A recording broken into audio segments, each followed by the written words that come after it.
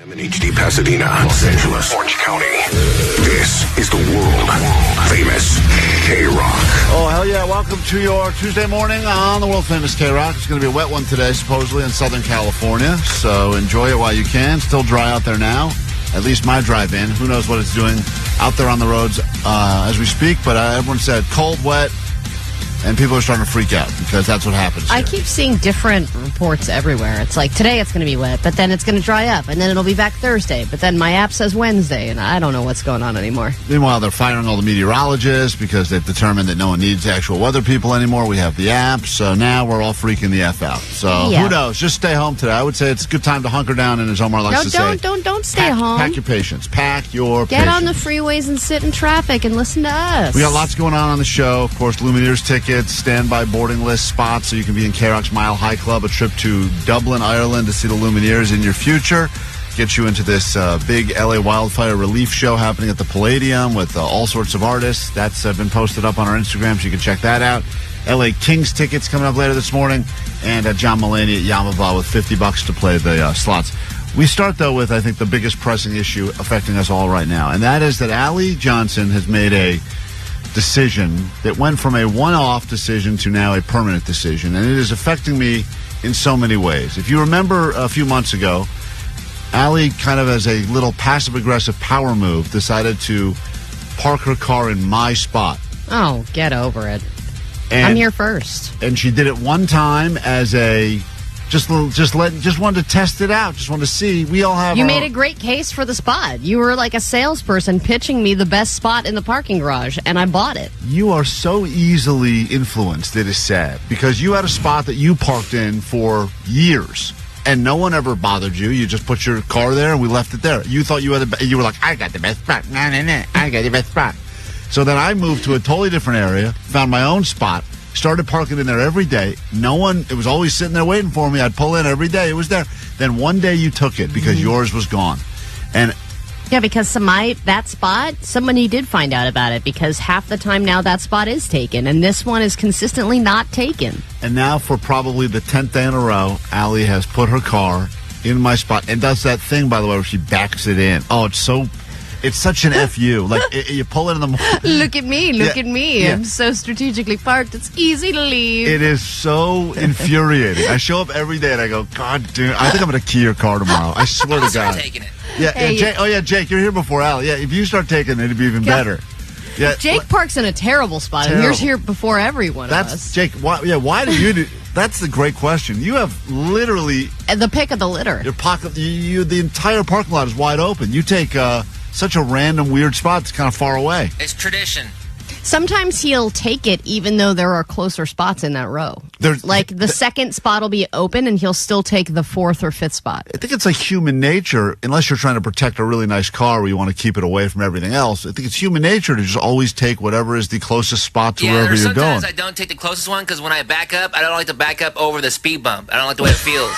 Oh, man, you are weird, dude. Such a stupid Does a speed bump make you want to go poop or something? Yeah, man, it doesn't make me feel right in the butt. It just does the bump and you, oh, God.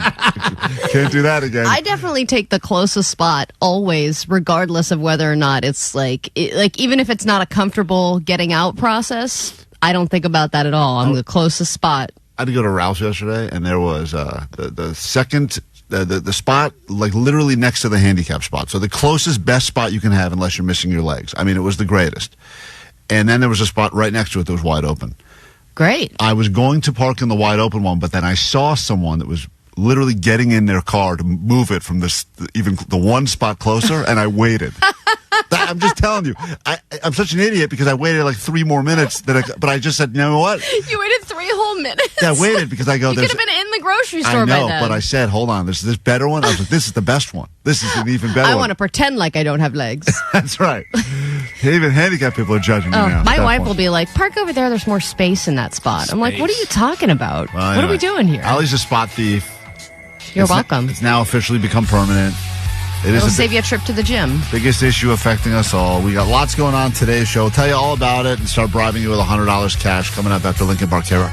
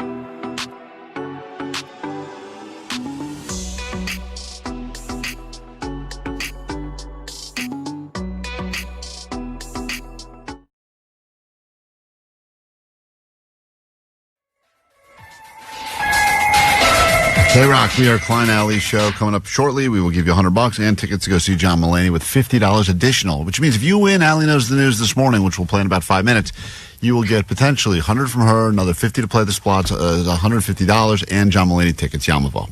What a day to become a winner. Prize packed. If you need us, the number is here, 800-520-1067.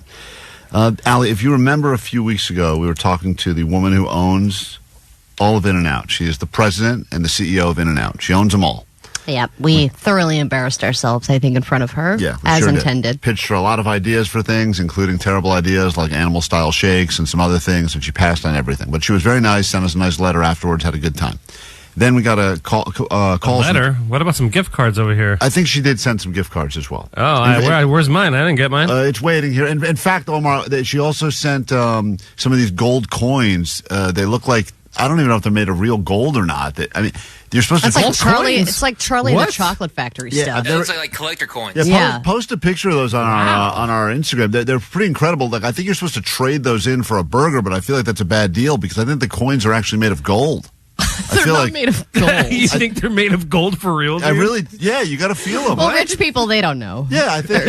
I'm telling you. It's like, here, take the gold. It's worth a cheeseburger. I think it's gold. But we were talking about her visit here, and then we had all these people listen to the show that either work at In-N-Out or used to work at In-N-Out that have all these insider tips, and this guy has another one. And listen to this. This is something blew my mind. In-N-Out a million times. I didn't know this. Hey, guys, what's going on? This is Jason from Lakewood, your In-N-Out insider. I got to catch up on the podcast, but I heard you dropped my name, so if you say my name, I shall appear, and I will give you one additional, I don't want to call it an In-N-Out secret. This guy's like Beetlejuice, but for In-N-Out secrets. Just say his name a few times, and the guy pops up. Is he the guy who worked at the LAX In-N-Out and said it's like a training facility for managers? He confirmed my theory that the reason the LAX In-N-Out is so good is because it's where all the managers go to get trained, so you're getting the best of the best. It's like the all-star team, which I always had a feeling there was a reason why it was just better there. I mean, I wonder what the opposite is. Like, what's the one where it's like nobody's had a job yet? Huh. Yeah, that's like, where are all the Johnnies? where are all the Johnnies? But something that usually happens in all the stores I worked at way back when. So part of the daily freshness and cleanliness is that they have to clean everything at night. One of the things they clean and have to empty out every single night is the fryers and the shake machine. Now listen to this. This is where it gets good. So routinely, when I was closing, 1:30, 1 a.m. in the morning, a bunch of drunk people there, I would clean out the fryers and just give fries away, and I would clean out the shake machine and give shakes away.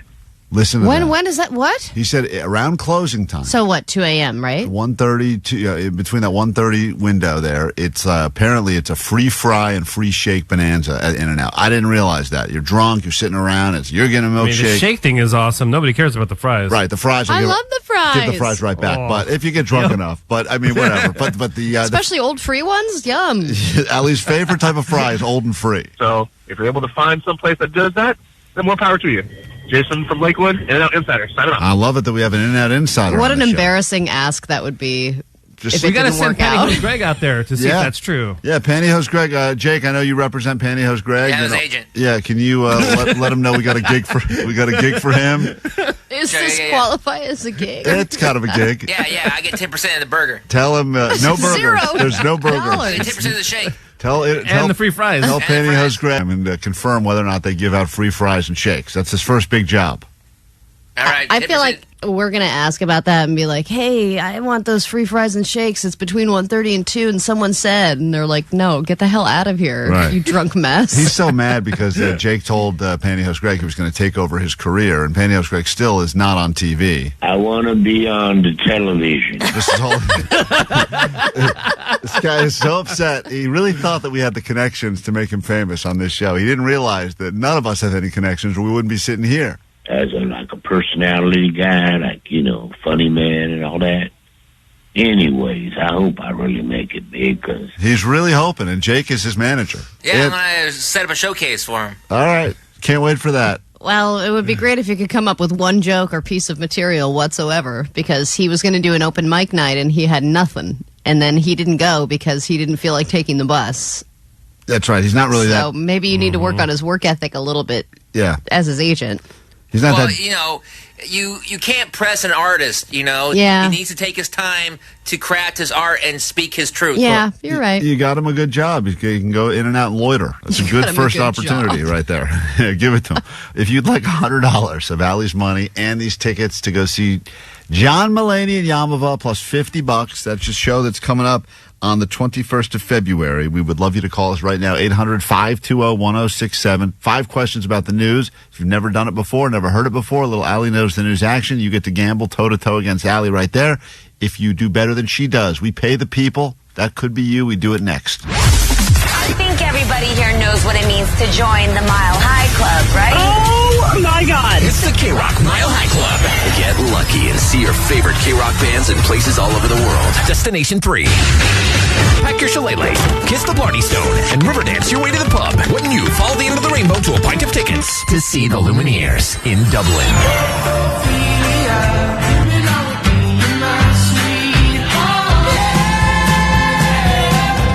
All week and instantly win tickets to a private show with the Lumineers in the intimate, helpful Honda sound space. But they're a good band. Please welcome the Lumineers, everybody.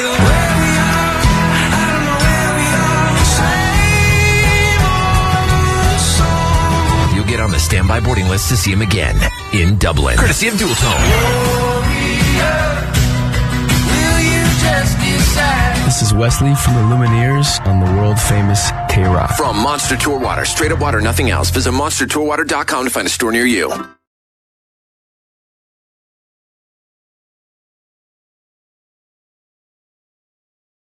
Allie and I are always battling out to try to be good people. Believe it or not, if you're new to the show, you may hear some of the terrible things we talk about and think, wow, these are not good people. But our goal, really, I believe, is to be good people. And we think the best thing a person can do is save the life of another person.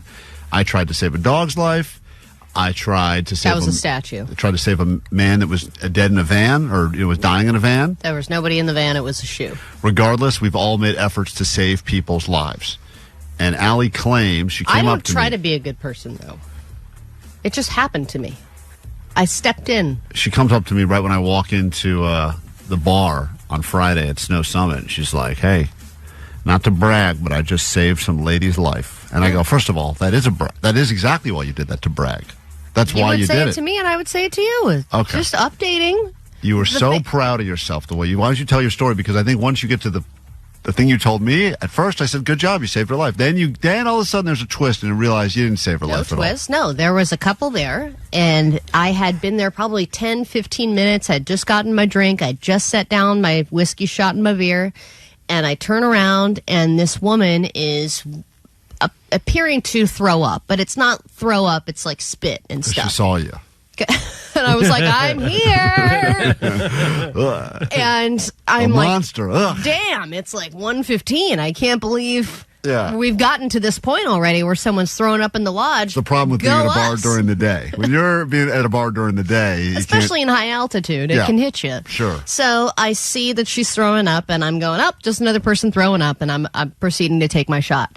Then I see that she's stumbling around, and the guy that she's with he's got his arms around her waist and is trying to, I thought, hold her up. But then later, he's kind of like doing a motion that seems a little bit more like the Heimlich maneuver.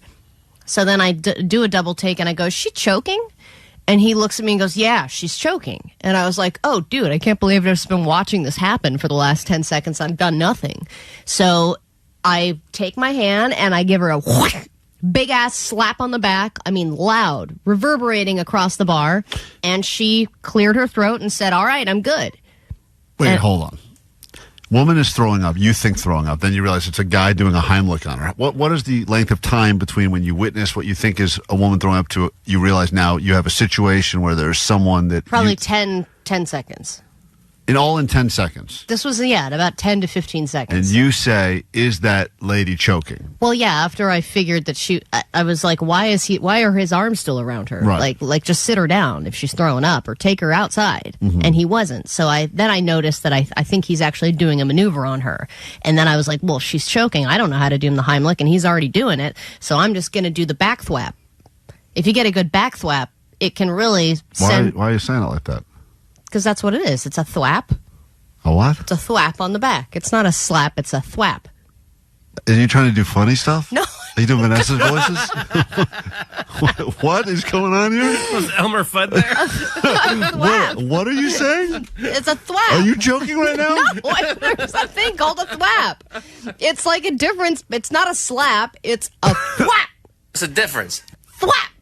It's more of a hearty, not sounds a lot gayer when you say it. I'm not trying to hurt her. I'm just trying to give her a nice whap. Thwap. I'm pretty sure that could be worse. No, you can lodge it deeper. It got the thing out, and I said, "What were you choking on?" And she said, "Chicken nuggets." And I was like, "Oh my God, I'm so sorry. I'm glad that I got it out." And then glad I slapped you. Is that what you said? And then she left. No, and then she said, "Don't worry, this happens to me all the time." Okay, so here we go.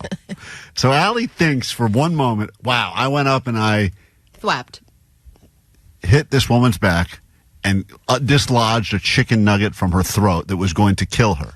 So she starts taking all this glory as I'm a hero. Then the woman turns to Allie and says, "Don't worry, it happens all the time." So, first of all, that woman needs to rethink her. I don't know. That could have been the last time. I think she's prone to choking for some reason. I think she needs to chew.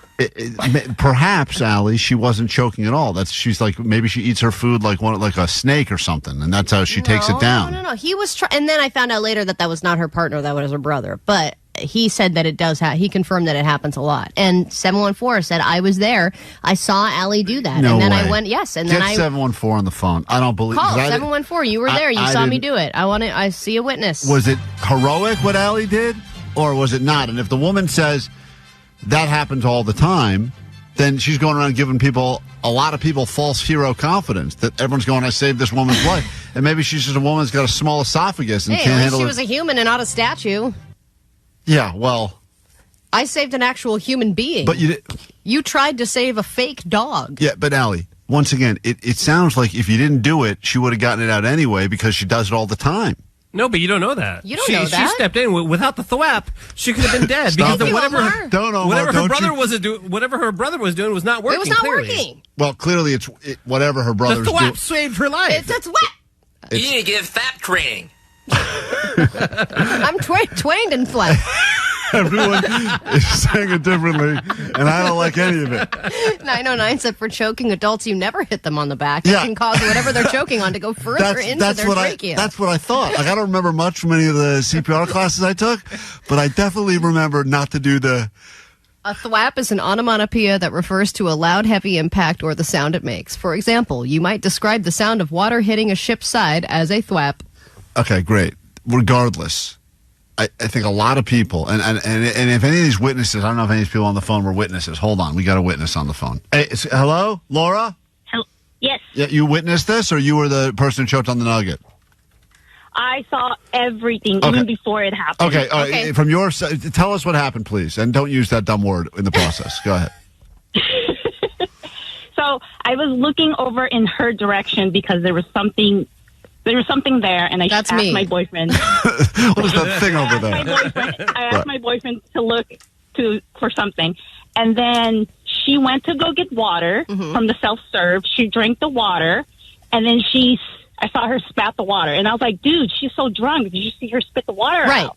And then that's when she got the I thought it was her boyfriend, but you said her brother, and then he just did the Heimlich maneuver on her, and the water projectile out. Yeah, and then that's when Allie came, slapped her on the back, which we're not supposed to do, but she slapped her on the back. Okay, yeah. You're not supposed to do that, but she slapped her on the back, and then that's when I said, "Oh no, she shouldn't do that." And I was going to get up to go help because I'm a nurse, so I was like, I might need to help. I said, "Out of my way, I'm flapping." But then she already projectile whatever she did out. But Allie did do something great. She went to go get Fiji water. And gave it to her. I did. I went and got her water. I forgot about that. No way Allie paid for the Fiji. She did slap her back after she already projectile whatever was in after. The water. And so hold on.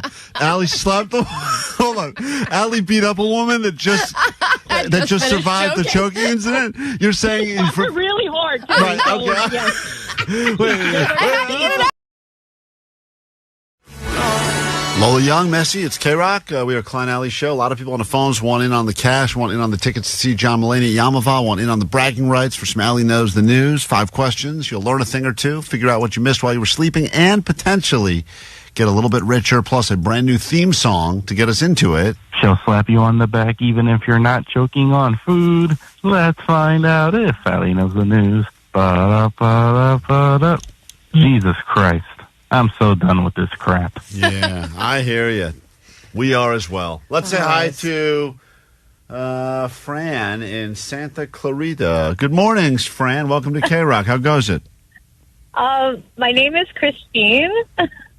Why does it say Fran? Where'd you get that from? It says Francine. And Brother, I done said her name to her 3 times, and she answered and said yes to Francine. You know, it's funny. I said Christine. You said Francine like twice. Everyone thinks I'm the stupid name butcher. This week. I get it. Listen, Johnny's an idiot. And by the way, it's between... No, she said Francine twice, and she didn't correct me at all. Johnny, you think she got her own name wrong 3 times? I think it's lame that she didn't say, hey, my name's not actually Francine, it's Christine. She says she didn't say that 3 times. No, she didn't. Look, I trust that Christine... I'm Vanessa sorry. said it too. I know I just met her, but I trust her over the holes in your brain are large, Johnny. Large. That's right, Allie. All right, That's Christine, right. we'll give you a shot at $100 of Allie's money right now. Apologies for not getting your name right. Let's get into the game, though. As long as you get these questions right, that's all that matters. Your round of Allie Knows the News starts right now. Allie Knows the News. Get out of here, Allie. What are you sitting around for? Just getting loitering. Hold on, I can't start till Allie leaves the studio. Sequester yourself. Question number 1. Here we go. This breakfast chain is now adding a surcharge to every egg they sell. It's a real sign of the times. Be careful. You'll get charged a surcharge per egg at which restaurant? I want to say, is it IHOP? Question number 2. There's a new attraction coming to Disneyland that will let you play what? Featuring Pixar characters. You get to play what with Pixar characters?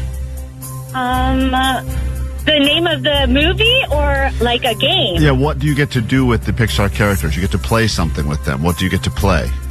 Oh, okay, so I guess I'm totally guessing, but you get to play video games with them. Question I don't know. 3. Major League Baseball has just fired an umpire for what reason? Being biased. Question 4. This washed ashore yesterday at an L.A. County beach. A northern whale. Northern right whale? You're saying me? Are you fat shaming? Can you hear me? I heard you. And finally, why is Kanye West's girlfriend and Kanye in big trouble for something that happened at the Grammy Awards? What is the big issue? So confidently, maybe domestic violence? All right. Domestic violence. I'll write that down. Let's see how you did. We'll bring Allie in. We will score it together. 5 questions. It's Allie Knows the News every morning around this time. Once again, lots up for grabs. I hope you do well. Allie, here we go. Question number 1. This is Francine, who goes by Christine. Question 1. I wish I was Francine now. This breakfast chain is adding a surcharge to every egg they sell. If you get anything with eggs, there will be a surcharge. Denny's? Okay. Both of you went with places you could eat at in Southern California, but you got to think larger, and it is the Waffle House. What? The Waffle House, a place where you can just point to a picture on the menu and they'll bring it to you. Now it's going to cost you. I can't believe it. That's a real sign of the times. Go to question number 2. Question 2. There will be a new attraction at Disneyland that will let you to play this featuring Pixar characters. You get to play this with Pixar characters. What is it? You get to play this with Pixar characters? With Pixar characters, yep. You get to play Twister. She said video games. The correct answer is mini golf. It is mini golf with Pixar characters coming to Disneyland. We go to question number 3. Major League Baseball, by the way, score if you're keeping track right now is 0-0 after 2. Major League Baseball just fired an ump for what? Oh, for gambling. That's right. Alleged gambling. Although she said being biased, so it kind of makes me want to accept her answer as well. But technically it is gambling. And we go to question number 4. This washed ashore yesterday at an L.A. County beach. A whale. She said that as well. Whale on the board. They're always washing up these days. 2-1. Allie is beating you, but only by a little. And finally, go to question number 5. Hold on, I forgot question 5. Oh, that's right. Why is Kanye and his girlfriend in hot water from what that happened at the Grammys? Oh, because his wife was naked at the red carpet. That's the one. Fully see-through dress. Oh, man. What an outfit. Kind of like domestic violence, right? I mean... no. Something going on there. There's something weird going on there. Anyway, final score. He's like, you will wear no clothes. Allie beat like, you. all right. Christine, here's the deal. You're not going to get the $100, but we are going to give you the John Mulaney tickets and the $50 to play the slots at Yamava. So it's not bad. Hold on one second. What must you shamefully admit over the radio? Go ahead. My name is Christine, not Francine, from Santa Clarita, and Allie knows the news. All right, there you go. Good effort. Appreciate that. All right, look at that. Well-oiled machine here at KROQ. If you're listening and you think to yourself, man, I could have done better. Well, tomorrow, right around this time, you'll have a shot. Lots to get into on the show today, and I have a question as it relates to doing the dreaded airport pickup. Because I still do it sometimes, and people are accusing me of being a giant sucker. I want to get your thoughts next on KROQ.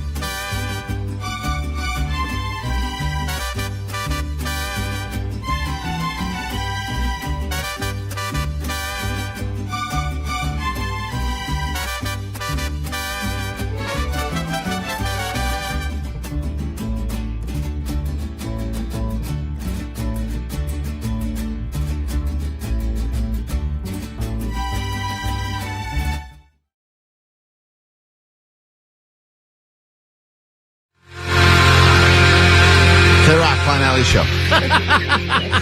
You mumble so bad sometimes. I was getting my headphones on. I didn't know what. What? No. What? It's one of the most dreaded favors. As you're putting on headphones and not enunciating. You can be asked, and that is, can you pick me up or take me to the airport? And I think that in L.A., obviously, with traffic and everything else, just certain cities, certain towns, maybe it's a different story. Here, it's always annoying. It's never convenient. No one's ever thrilled about doing it, but I do feel that it is very much appreciated because of what an annoyance everyone knows it is, right or wrong? I think that in Southern California, no one should be required or asked to pick up anybody from the airport. There should be like a law. You can't LAX. You can't ask someone? Yes, Jake, I will say LAX specifically because it is such an S show no matter what, and it's annoying for everybody to get to unless you live right by the airport. There is no obligation to pick up anybody from LAX whatsoever. No matter what.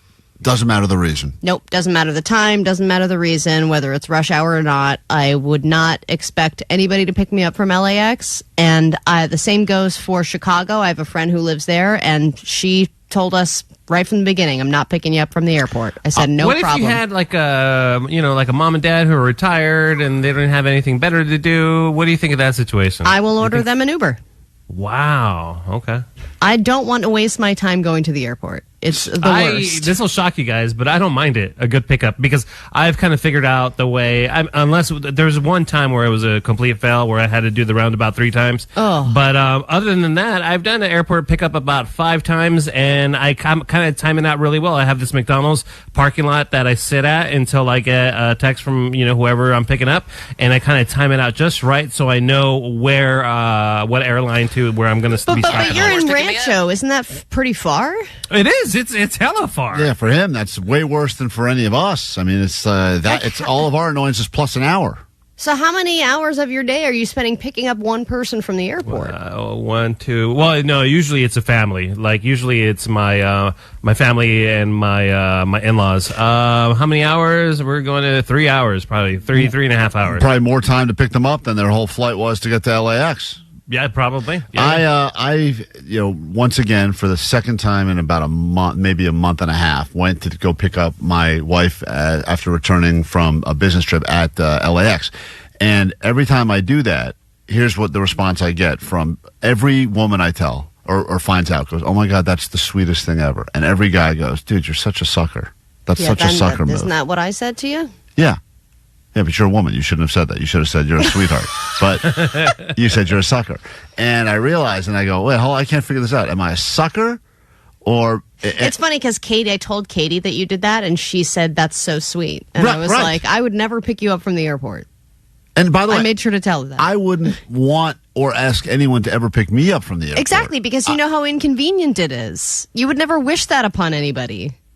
It is. I mean, I mean, for me, the Uber would be crazy expensive, so I have no problem. So you're making you're valuing, Omar. You're making a cost to time value. 100%, absolutely. Okay. Yeah, So if it were for me, it would be like a $200 Uber.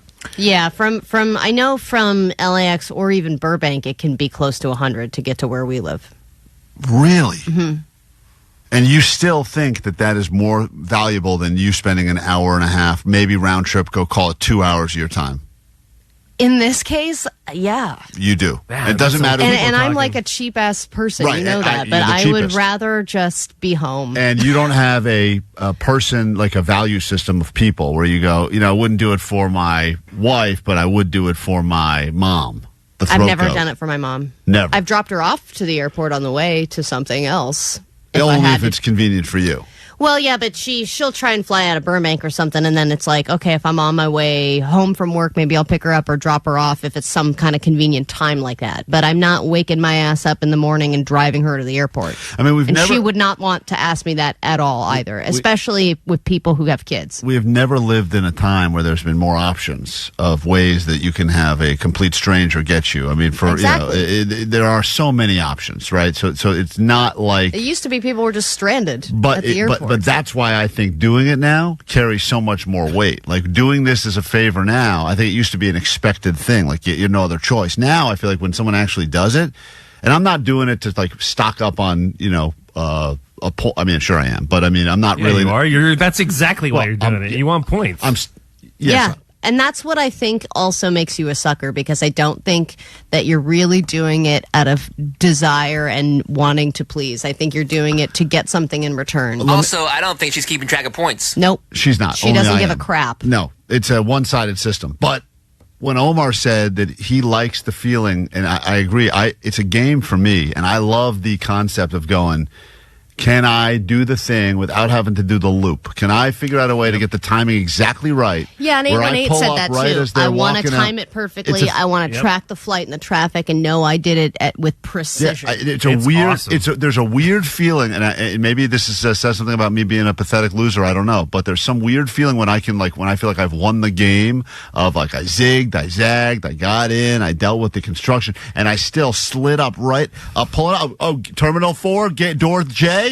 Well, I'm pulling up as we speak. When that whole thing happens perfectly, you're like, man, I just won this one. Yes, but two things. One, the passenger could screw that up. Sure could. And they're like, wait a minute, I'm in the bathroom. Yeah, I've had that. And then you're like, what? And then you have to do that thing where you're sitting in the loading zone and the person tells you to move, but you don't want to move. There's no one more overzealous. There's no one that takes their job more seriously on the planet than the person who is going, all right, let's go, move it along. Mm-hmm. Those people My brother got a ticket once waiting for me. Yeah. Yeah, they don't. And I got all these little tricks I do sometimes. If I'm there, like I'll get out, I'll open the truck. As long as it looks like you're loading or unloading, they kind of leave you alone. But you're just like moving waters. Yeah, I just move around the tire jack in my trunk for a while, and like every time the guy, and then they're like, "Is he? No, sometimes he's unloading." Sometimes I'll like wave to fake people too and be like, "Hey, good to see you. I'm here," And then they'll be like, "All right," but then sometimes they're like, "Have you been here for 10 minutes, sir? Ticket time." So anyway, so you think it's sucker or sweetheart? I've told you, I think it's sucker. Omar. Ah, man, in your particular situation, I think you're doing it for yourself and you like doing it. So I'm going to say not sucker. Thank you. And does a part of you feel like for some reason by proxy you're traveling? Kind of. Like you feel like this is almost traveling. Yeah, it's all the excitement of like... them traveling. Plus, there has to be a tinge of you miss your wife, right? No. No. No? All right. No. Is she listening? No. No. Let me see what time it is. No. Okay. Ask me again in an hour. It'll be absolutely. It's Killers KROQ.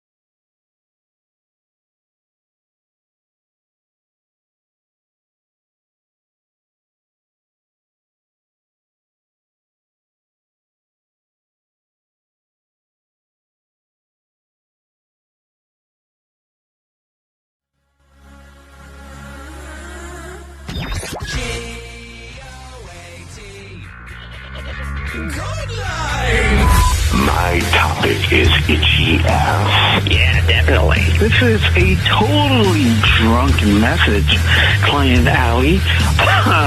Sorry. I just had a frog stuck in my throat. I love you all. 1-844-956-GOAT is the GOAT line. GOAT line! Klein Alley Show. Klein Alley Show. 106.7 FM. KROQ. I've said it before.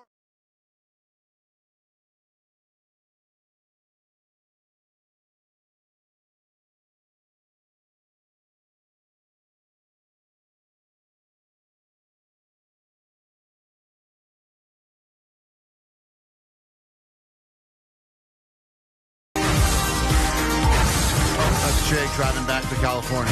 Oh, there he goes again. It's KROQ Klein Alley Show. Just at some point in your life, you will be asked, sign here if you want the insurance, or click on all these boxes and sign there if you would like to ignore. And you make a decision in that moment. Am I going to bet on myself? Am I going to bet against myself? Used to be pretty easy. I think universally people just agreed always get the insurance, never against an ace playing blackjack, but always when renting a car, because it was like, now I can just drive completely careless, which is a great way to go through life. Yeah, and see, for me, that's not the way I want to go through it. I always bet on myself, which I should never do, but I never opt in for extra insurance for anything. I've never had Apple Care. I've never had a car, extra car insurance. And the one time I did get extra insurance on a rental car, something did happen. So it's good you had it. And that usually should have been a lesson to yourself. It's like, wow, I did the right thing. Now, other people argue once you sign up for the extra insurance, whatever it is, sometimes it's like an extra insurance on a rental or extra insurance, home insurance. Like you said, the phone one. I've seen people decline insurance at an Apple store, be handed the phone, immediately drop it, the thing shatters, and the person's like, you just said you didn't want the insurance. Yeah, but sometimes now they do the 3 free months of Apple Care. Sometimes, but sometimes not. And every time I'm on the phone with somebody and in customer service, and they're like, did you have insurance? And I'm like, I'm not sure. And they're like, well, let me check for you. And the answer is always, no, you did not. And it's such a dejected feeling when you're like, God. Oh, yeah, when they do that check, and you're like, I know I didn't, but maybe there's a mistake. Yeah. Because Apple, you talk about like Best Buy, too. They'll do that thing. You buy anything at all, buy a TV. Or an extra warranty. Right, and they kind of explain to you on the phone, like, on average, if something goes bad here, on average, repairs are going to cost you way more than you're going to pay for this thing. So you kind of get like talked into. Well, anyway, Jake did not buy the insurance on his rental car. He got into a pretty bad accident. The car's all jammed up. And I would say, how much do you think the damages are? I would say in the thousands. Oh, for sure. Definitely in the thousands. Yeah. You do anything to any car, you're starting at 1,000 now. I mean, I don't even think you can get anything under 1,000, no matter what. I'm surprised he was able to make it home, because I thought during the road trip the front bumper was going to fall off. Yeah, it kind of looks like the place it was hit is a very. I did get in a car accident that was hit in that exact place, and it totaled the car, even though it didn't look that bad. It's about where it was hit, and if they have to replace enough stuff, they just call it total. I put some tape on it. Candy, what happened to you? We're hearing your stories now of times that you neglected or declined any sort of additional coverage and it came back to bite you in the ass. What happened? Yeah, on vacation in Grand Cayman Islands, didn't purchase the insurance. My ex-husband totaled the car. We were held by customs and couldn't board the plane until we paid for it. What was the cost of that? Over $5,000. Oh my god! Oh my god! And it was his fault. It was his fault. He rear-ended somebody, didn't buy the insurance, and couldn't leave the island until we paid. Jake, this is going to be your future, my friend. Except that instead of the island, it's going to be right here in Southern California. No, that's worse. And to have to pay someone $5,000 in a foreign country and have to deal with all of that, the fraud protection, and to try and get the withdrawal, and I mean all that but stuff. But $5,000 in pesos isn't very much. But Jake, I rented a car recently, and I remember because I also declined. Because supposedly I have coverage or whatever. If you have insurance, depending on your insurance you have on your regular car, sometimes it transfers with you over to a rental. And the guy said, I understand a lot of people say that. He's like, just so you know, though, if you get into any accident, even a minor thing, and you decline all of our insurance, you have to pay up front until you figure out how to get reimbursed later. And sometimes that could take months, years, whatever. Crap, I didn't know that. That's what they claim because they want to. They want to peer pressure you into the insurance, Right. and they get real. They do not like it when you say no, no, no, no, no. They kind of give you like all right, well, that's your Yeah, funeral. because it's a racket. That's how they make their extra money. I agree. I think most of the time insurance is a scam. Let's say hi to Dylan. What happened to you? Hi, Dylan. Hi, yeah, you kind of talked about it already, but I dropped my phone off to get repaired because I already cracked it. Then as soon as I left, I dropped it again and cracked the screen. Now, did they give you the option when you got it repaired? Hey, you want to throw the insurance on here? Because it's insurance, they'll fix it for like $30 or whatever. But if not, it could cost you a couple hundred, right? Yeah, it cost me a couple hundred both times. Oh man, but still no insurance. That's People- true. People are proud of themselves. Double down. Someone on the text line said I denied insurance on our phones, and then my husband ran over his phone with a lawnmower, and it exploded. Yeah, I should have the insurance. That's right. Such a funny way to go out for a phone. Christina on KROQ. Jake made a decision that will probably cost him thousands of dollars by not checking the box that said he wanted insurance on his rental car, and then he got into a big car accident yesterday. You can see some of the pictures of that all up on the socials at Klein Alley Show. Luckily for some people, he's alive right now, and in fact, I think this is why, Allie. I don't know if you heard this. Hi, this is Clarence. I'm Jake's guardian angel. I was at the scene of the accident yesterday, and I was supposed to take Jake, but I just saw his poor little dog on the passenger seat, and I thought, if I take Jake now, who will trot poor little Kibby around everywhere they go in a baby Bjorn? So I couldn't do it, and now Jake is going to be living the rest of his life still begging for sex with his girlfriend, and I'm going to get fired. Okay. So I don't know if you guys are hiring over at KROQ somebody with some guardian angel skills. No. Klein, I'd be a very good guardian angel. I might be able to help you win some of those prop bets you make. Thank you. That's Jake's guardian angel is Yeah. looking over him at You know. the scene of the crime. Clarence has to take someone else now, an innocent child. Yeah, they're going to have to he's going to have to murder a child now because he kept you alive, Jake. And by the way, your plan was flawed from the beginning because there's so many people that say, you drove to see the eclipse. You didn't. This was just the cherry on top of the depressing Sunday that was his last few days. Hey guys, listen about Jake's trip to Texas, and it got me thinking about the last time I rented a car.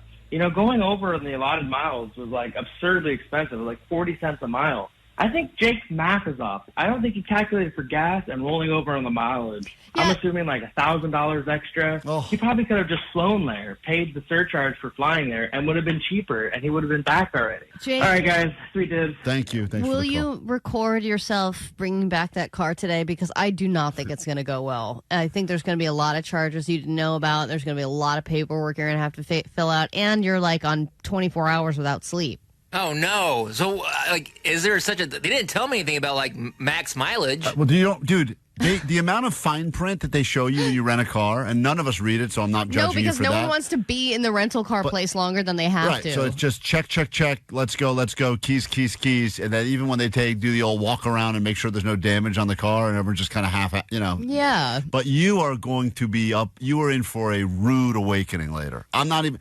Or listen, it's going to be like, yeah, just bring it back, no problem, and then the phone calls start. Yeah. Hey, what about this? Hey, what about this? I'm going to guess right now. We can all place our bets. What that total is going to be between the mileage and the damage and everything, but I think Jake is going to be in the $7,000 range. That's what I was thinking too. $7K. So what do I do? Do I get my card decline right now? Like cancel my card right now? They have your card on file? Yeah. Should I cancel it? Yes. Yeah.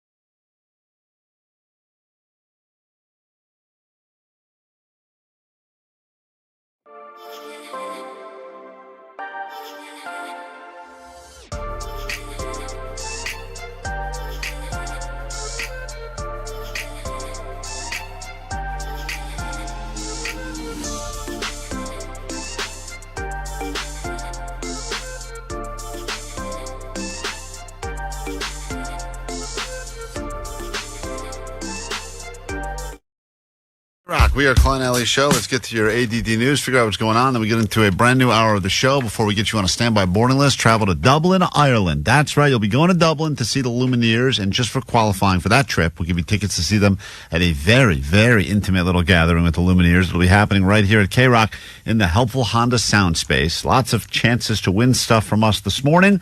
We will do your news right now, and then a brand new hour of the show can begin. Grab your Adderall. It's time for ADD News. So, if you've got plans to fly somewhere right now, how you feeling about I'll take you to the airport. If anyone needs a ride, I love it. I'm in. You can count on me. So some people are starting to rethink their travel plans when it comes to flying because of all the plane crashes that are making the news. Obviously, it was the big one happened last week with the plane and the helicopter in D.C. Then there was that medical plane that went down in Philadelphia. That was terrible. Then in Goleta, they just pulled a pilot out of a fiery plane crash. The police officer saw it, jumped a chain link fence, dragged him out of a burning plane.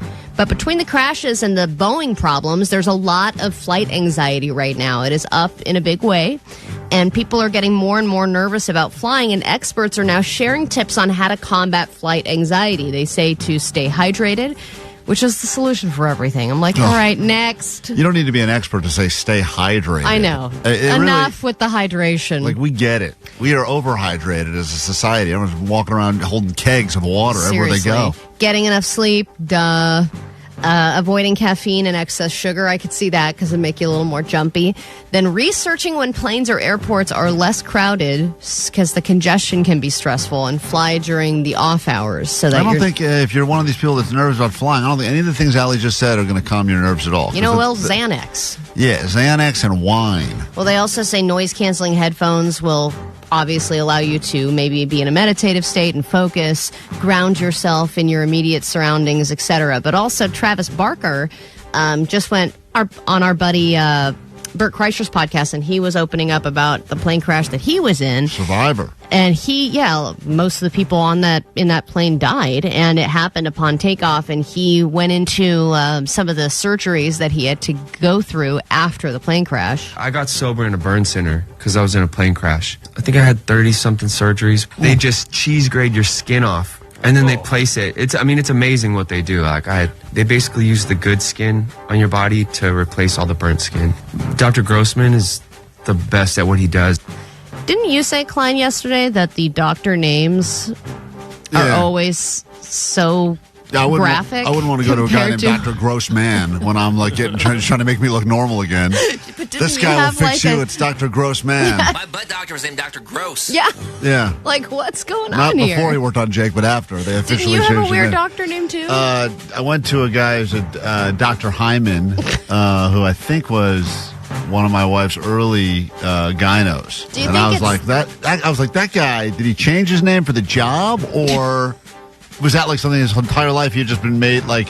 It's like a radio name. You have your doctor name. Yeah, like, hey, Dr. Hyman. And he's like, I want to be a dentist. Like, nope, you're playing with vaginas. That's his effing Kevin. Yeah. Like his actual name is like Dr. Smith. Or does the name come first and then you're like, I'll show you bullies. I'm going to be a doctor. Right.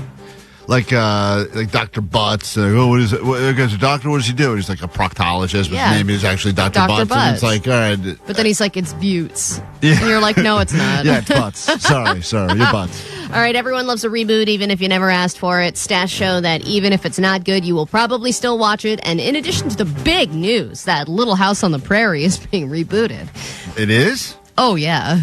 Jesus. Who cares about that show? I watched it one time because my grandma was watching it. I was like, this is the most boring show I've ever seen. Love our audience from that show. Yeah, seriously. I think they're all dead. And Buffy the Vampire Slayer is now going to likely be rebooted with Sarah Michelle Gellar, so the original Buffy. And they say that now it's getting much closer. The sequel is nearing a Hulu pilot order. So you will, and that show does have some crazy rabid fans. So it continues. I kind of thought that the reboot culture was going to die down a little bit, but it doesn't seem to. Nope. And then finally, how many hours a day do you think people spend on their phones at work? Because they have some stats on how many hours that is and what they're spending their time on their phones doing. What's an average work day? 8 hours? Average day? I'm going to answer 8 hours. Every hour. I am not even joking. Yeah. I mean, I'm sure it's every single hour that they are at Maybe their job. for you, it's 8. I think for all people, it is 8. You are on your phone all the time.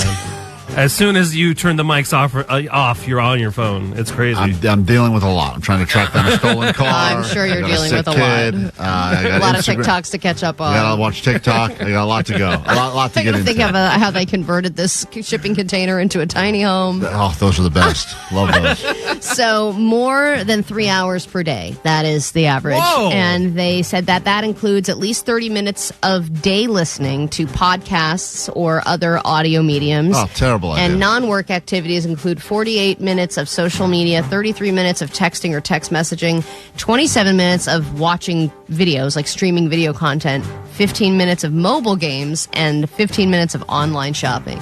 I think I just figured out what this... Okay. Based on what you guys just said to me, I think I figured out now what this big... Well, we'll save it for next hour. That's where there is an intervention. Yeah, I saw on the schedule there's an intervention today, and I didn't remember having a meeting about it. So because you were looking at your phone? So I figured there's an intervention about me. It's an intervention about me. We had the whole conversation. You were there. I was not there. You're lying. Now you're lying. We will get into a brand new hour of the show the second we're over. This one from the great Green Day. And this is a good hour for you because we'll be giving away some tickets to a very incredible benefit happening called Give a FLA. That's coming up next hour right here on KROQ.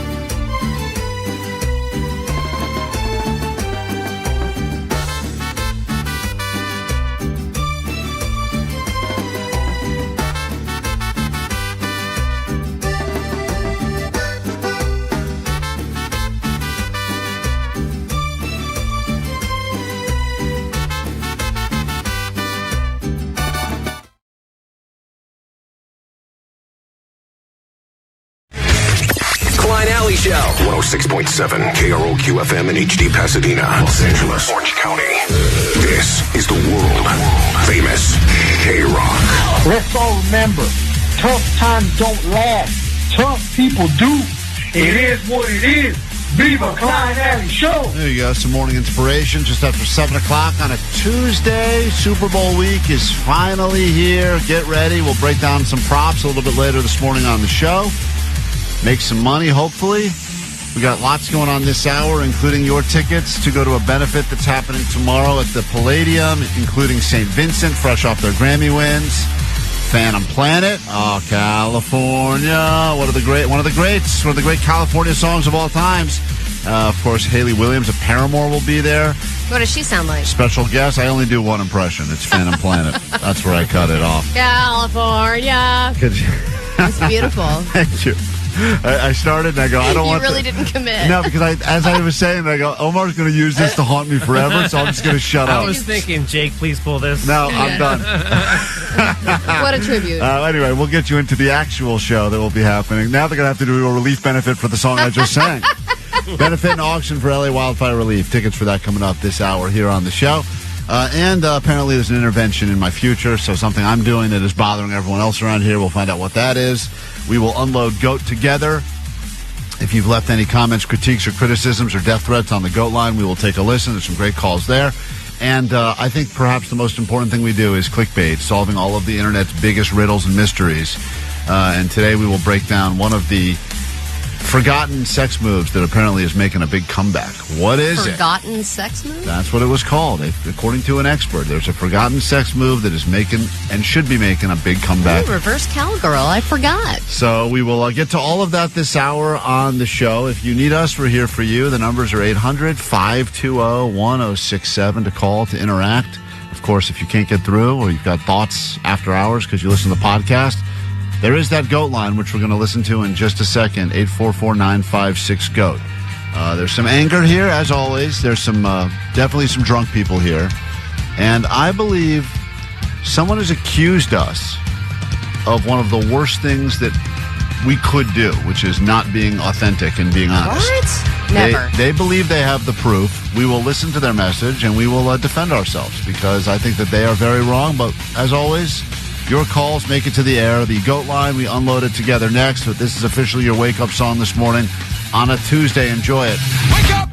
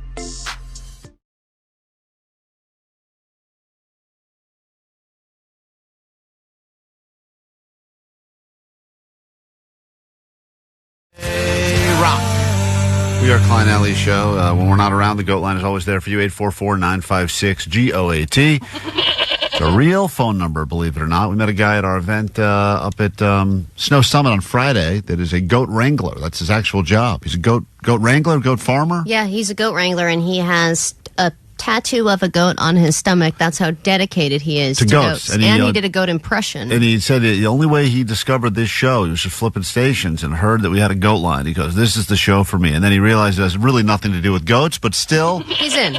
He's in. We got him. You never know how you're going to get him hooked, but now he's officially a listener every day, and you can always leave your messages. This person's not happy with us, and here's why. Hey, Allie, use your mush powers to mush the Chiefs. My birthday's on the Super Bowl on the 9th. Revenge for last year. Okay, stupido. Hey, how dare you? I would love to do that. I have tried to mush the Chiefs, but for some reason they are immune to my mush powers, and I don't know what sort of Taylor Swift protective shield they have over that team, but believe me, it's not that I'm not trying. Well, your mushes can't be intentional, that's the thing. Yeah, all you have to do, Allie, is put a real financial wager. If you really want to mush the Chiefs for the betterment of society, you need to take $500 and tell me right now, put it on the Chiefs. I will put that bet on the Chiefs, and they will definitely lose. Can we just drop a zero? Nope. Let's make it 50. Nope, because it won't be 500. It has to be an amount that you really need. You need it to happen so badly that you actually will end up mushing it. It has to be like. Listen, the world will. So thank I have you. to lose $500 for That's everybody else to win. Yes. That's not how it works. This guy says it won't matter anyway. Based on our conversation yesterday, he's convinced that, like we said, the NFL is rigged. Guys, I just wanted to call to let you guys know I am also among the many people who believe that the NFL is, in fact, rigged. I don't think it's scripted like WWE or anything like that, but I do think that the owners, like Roger Goodell, the owners of the teams, the big stakeholders, I think that they all understand what's good for business and what's good for the league is really good for them, and they work together. I think a good example of this, and I think it's also very, very obvious in the NBA too, is how Luka Doncic just got traded to the Lakers. I mean, I think that's super clear. I don't understand why the Mavs would do that. I think that was definitely the NBA saying, look, our ratings are going down like crazy this year. What can we do? We have to do a splash. It was bound to happen. So these guys got theories that, of course, these are all businesses and decisions have to be made that are good for businesses, regardless of the official, outcomes on the field, off the field, on the court, etc. Well, Roger Goodell actually just commented about it, and he said that the conspiracy theory that the NFL is rigged is absolutely ridiculous, and if anything, it's just a reminder about how seriously they take officiating in the NFL. Puppet. Yep. I mean, I don't trust anything that guy says. He's anyway. he's like, think about if I could write a script for an entire season, how ridiculous that would be. Well, you have ChatGPT write the script. Yeah, easy. Robots do it. They just say every year, let's go ahead and figure out a system where, once again, the Cowboys find a way to suck. And it's not a script, it's a storyboard. Storyboard. You just have some beats written out. Listen to this, Allie. This is someone that is thinking that hold on, I got to find the right message here. This is someone that is, does not trust us. And this is a real problem because trust is all we have with you, our listeners. Lies. Enough with the lies. I can't take it anymore. Johnny did not write that email or message or note or whatever it was to the CEO. Johnny wants to be the new CEO of our company because the CEO stepped down after many, many, many years. And Johnny said he was up for the job because he's looking to, better himself. He's trying to level up. And so as a result, he wrote an email. We read it on the air. It was basically him saying he wants to be the CEO. He used a lot of flowery language. It was very well written. We didn't believe he wrote it either, but he did it, or ChatGPT did it, or used a template of a letter. But, I mean, Vanessa said she saw him in there working on it, so I don't think it's a lie. To try to be What's that, Vanessa? He really is that good at writing. Well, Trust me. This woman has a good point, though. To try to be CEO, there is no way that idiot could have possibly put those words together in an email. It's ridiculous. He thought that 4 Jamaicans pulled the Iditarod. That's a good point. The same guy that wrote that letter does think that 4 Jamaicans pull the Iditarod every year. Unconceivable. And the fact that he was like, on Jehovah, was ridiculous. I cannot take it anymore. Yeah. And the fact that it wasn't even addressed is crazy to me. I can't take it. Goodbye. You stupid man. Oh. Fat boy. Thank you for all of those wonderful Two stupid words. man tags. I love that. Unbelievable. I Thanks. do think that Johnny was able to write that letter, and I do believe that he is a good writer. I believe there's another part of his brain that somehow switches, and he's able to access his smart. The thing is, he is not accessing that regularly, and he's not applying it to his current job. So that's Kind of like an idiot savant. Remember we touched on that earlier in the just year? idiot. No savant. Yeah. Idiot savant, yeah. Yeah, the first part of that. the first part. You got that going. Drop for you. the savant, and you nailed it. Yeah, that's exactly what Idiot savant? No savant. Just the first part. Try it again. Idiot savant? No. Johnny. No savant. No savant. Just try. God damn it. Johnny, you're the first part of that. Savant. Oh, my God. Johnny. I take back everything I said. I think everybody here knows what it means to join the Mile High Club, right? Oh my God! It's the KROQ Mile High Club. Get lucky and see your favorite KROQ bands in places all over the world. Destination 3. Pack your shillelagh, kiss the Blarney Stone, and river dance your way to the pub. When you follow the end of the rainbow to a pint of tickets to see the Lumineers in Dublin.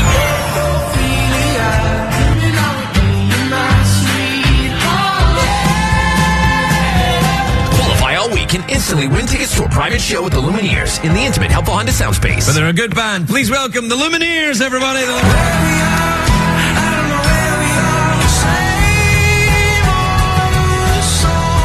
You'll get on the standby boarding list to see him again in Dublin, courtesy of Dual Tone. This is Wesley from the Lumineers on the world famous KROQ. From Monster Tour Water, straight up water, nothing else. Visit monstertourwater.com to find a store near you.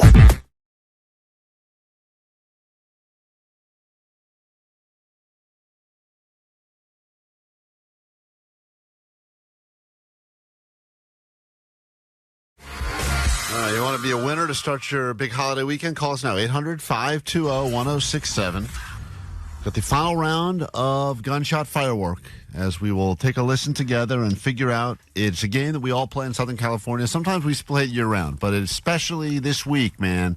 This is the one week where I think we say to ourselves, well, maybe. What was that boom? Maybe that was a firework. Usually, I think we think gunshot, duck cover, etc. But we'll give you a chance to play and win. Up for grabs, tickets for you to go to A Quiet Place Day 1 in theaters today. And we'll get you in, and all you got to do is be on the phones now at 800-520-1067 for the final and the hardest one yet. Yesterday, what was the gun, Jake, yesterday? It was a... I think that was a Remington 22. Right, that was a gun.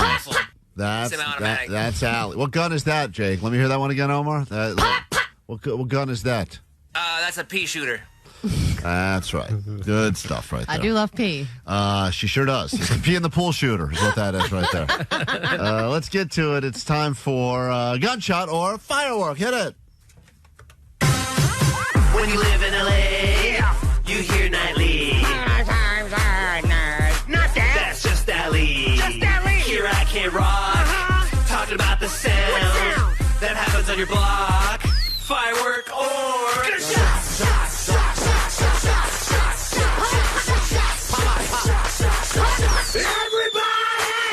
All right, let's say hi to 626. Get you in on the game right now. This is exciting because you get a chance to not only win yourself some tickets, but also bragging rights. And whenever neighbors come running and say, what was that? What was that? You say, I know, because I played the game on KROQ. Daniel, you ready for this? Yes, we did, guys. Sweet dibs. Listen closely. You only get it once. Need an answer quickly. Everyone can play along, and here it is. That was fireworks. Confident. With confidence. See, sometimes it's how quickly they come. Other times you wait for something. He says fireworks on that one. With confidence. You know the difference, huh? Yeah. Let's find out. Whoa, nice.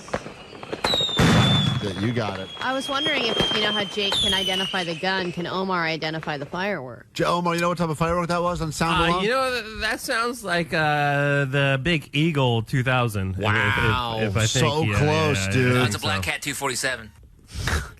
Jake, that is... That was called... Useless information. That was actually called Wild Screaming Rooster, if you guys really care. Okay. I do have the names. Wow. If you You really do? Oh, yeah, that's Wild, because here's the... It does sound Let's play a game. Is this Klein or a firework? Let's go ahead and see. Between your rooster screams and my pop-pops. Yeah, Omar, what would the 4th of July sound like if you're really on a budget and you're really trying to play? There you go. Get you ready for the holidays. That's a free one for you. Daniel, hang tight, buddy, and hold on, and thanks for listening, and thanks for playing, and enjoy yourself some tickets to A Quiet Place Day 1 in theaters now, all right? Thank you, guys. Thank you. You know, Hold we on were one second. talking to, we were all talking about where we were going to be on the 4th, and Jake said he was over fireworks. Was that you, Jake? Yeah. I haven't been into fireworks for quite a while now. Do you feel like when you reach a certain age, you just kind of like every firework looks the same to you? Or is every single one awesome? Here's the thing I've noticed. I like a couple of things I realized that I have not grown at all from when I was 5 years old. For instance, if I hear an ice cream truck, even as an adult now, I think I hear it, and then I take a second to confirm that I'm hearing it, and then if I see it, I will yell, even if it's just me and no one's around, ice cream truck, like that. Like I'm like, and then I go, what the hell are you doing? You're an adult. You can go to the store and buy all the ice cream you want. Yeah. With fireworks, when I not so much hear them, but when I feel like I do see anything out of the corner, like unexpectedly, or I'll see something, at Universal Studios I'm driving by, or maybe sometimes like by the Hollywood Bowl they got fireworks, and I'll catch one. I have a second of like, oh, so cool, fire, and then I realize I also don't really care. Yeah. But I do get very excited in the second I see them. You also do feel that way about the Goodyear blimp. Oh my God, I sure do. That is so I've been with true. you when you've seen it, and you're like, there it is. I've It's almost- a Goodyear blimp, and I'm like, really? okay. The Goodyear blimp? Who cares? I have almost crashed my car when driving And by. then he sends me videos. Yeah, and I'm like, I don't care about this blimp. There are three things. I get strangely excited things. when I see the blimp, and then I also don't care, but I just get excited when I see it. I'm like, that's the blimp! No, then it carries over to me because I saw it like parked in its Yeah, hangar one what day, it's- and I what- was like, Katie, it's the blimp. And Yeah. she was like, okay. Yeah, I And know. was like, You dumbass. I was like, what have I done? Yeah. That is those three things. I get excited, but the excitement lasts for seconds. Yeah. And as you know, the watching of the fireworks. The problem with it in general is, and I know Omar loves parades and probably loves fireworks and this and that, is that you always get some a-hole who stands next to you that constantly predicts that this is the finale. The end. Yes. Okay. Here comes the finale. Here, predictor. guys, I'm pretty sure. This must be the finale. Yeah, and then I think this is the finale. and you go like, okay, oh, here it is. Hey, this is the hey, look. And by the way, finale looks just like the other part of it. Yeah. And sometimes it's not the finale. It keeps going for a while. You go, I think that's it. No. I think Okay, at this point that it's was a it? joke to them. They're like, let's make everyone think it's the finale now. Here it is. Okay. Oh, guys, this is the finale. And then This is it. sometimes they talk about whether they talk about it, and they go, "Well, that was kind of a short show." Yeah, If it's this like is the finale. Yeah, But whatever. that was only 25 minutes. We take ourselves a quick break. We're back in a moment. When we return, Friday Flex. You got anything worth bragging about? Now's your chance. Doesn't matter how insignificant it may seem. Quite a few people leaving their Friday Flexes on the GOAT line. We'll also open up these phones at 800-520-1067. If you want to get in on this, Friday Flex time, and we'll do it next. Klein Alley Show. 818 wanted to let us know that blimps are actually a very rare sight to see, and there's only about 25 in the world, and half of them are not being used. So Klein is right to be excited about seeing blimps. Wouldn't Klein be bored at seeing blimps after sitting across from Allie all day, every day? Oh, that is just mean. How dare you? It's Friday Flex time here at KROQ, 800-520-1067. Anything halfway decent that happened to you this week, it's an opportunity to brag about it. And I will say that this is not going to sound like a flex. Don't all of ours start with that? Yes, but I just want you all to know, and especially, I know you will not be impressed by this, but this is more of a flex against my wife. I went to the beach last weekend, and I had a ton of food that I had brought with me, and I left it all in my car. And it was at the beach all day, and it was hot. I ate it. Jake had half of my sandwich. I ate some things. My wife said, throw it all out. You're going to get sick. Toss it all out. She said, last time at the beach you had a sandwich, you sneezed, and the sandwich got lodged in your nose, and you were sneezing out parts of the sandwich all day. She said, you do not have a good Oh, track that's right. record I of remember that. eating at the beach. I ate other than the half sandwich I gave Jake, I ate every little thing that I had brought, and I am now feel like I don't want to mush it, but I do feel like I've now passed the point where I would have gotten violently ill. Oh, good. So, look at you. You didn't get food I poisoning. didn't get food poisoning, Or E. even though coli. I was incredibly irresponsible with things. You ate that risky food and lived. Very, That's great. very risky food. And I think we've all done that before. You get leftovers, you forget them in the car, you see them there, I really don't want to throw these out. That was good or that was expensive or whatever. And you go, but do I want to get sick? And the way I looked at it was, if I do get violently ill, I'll probably lose a few pounds. I could use that. It's better than Ozempic. And Is that better than Well, I don't know if it's better than Ozempic, but it's definitely more available to me than Ozempic. Nature's Ozempic. It's cheaper. The original Ozempic. It's OG Zempic is what it is. Yeah. And I thought, if I get sick, great. But I didn't get sick. So I feel like not only did I not get sick, which is a win, I get to tell my wife, you were wrong, and I was right, and I will continue to eat food that was left in my car overnight. And the reverse flex for us is that we had to hear all week you going, oh, I think I might be sick. No, I don't think I'm okay. A couple of times. No, I think I might be getting a stomachache. No, I think I'm okay. There were a couple of touch and go moments where I did think, this is about to come out of me. And it didn't. Stayed in. So good job, body. That's a flex. You spent few long stints in the bathroom, but Listen, that's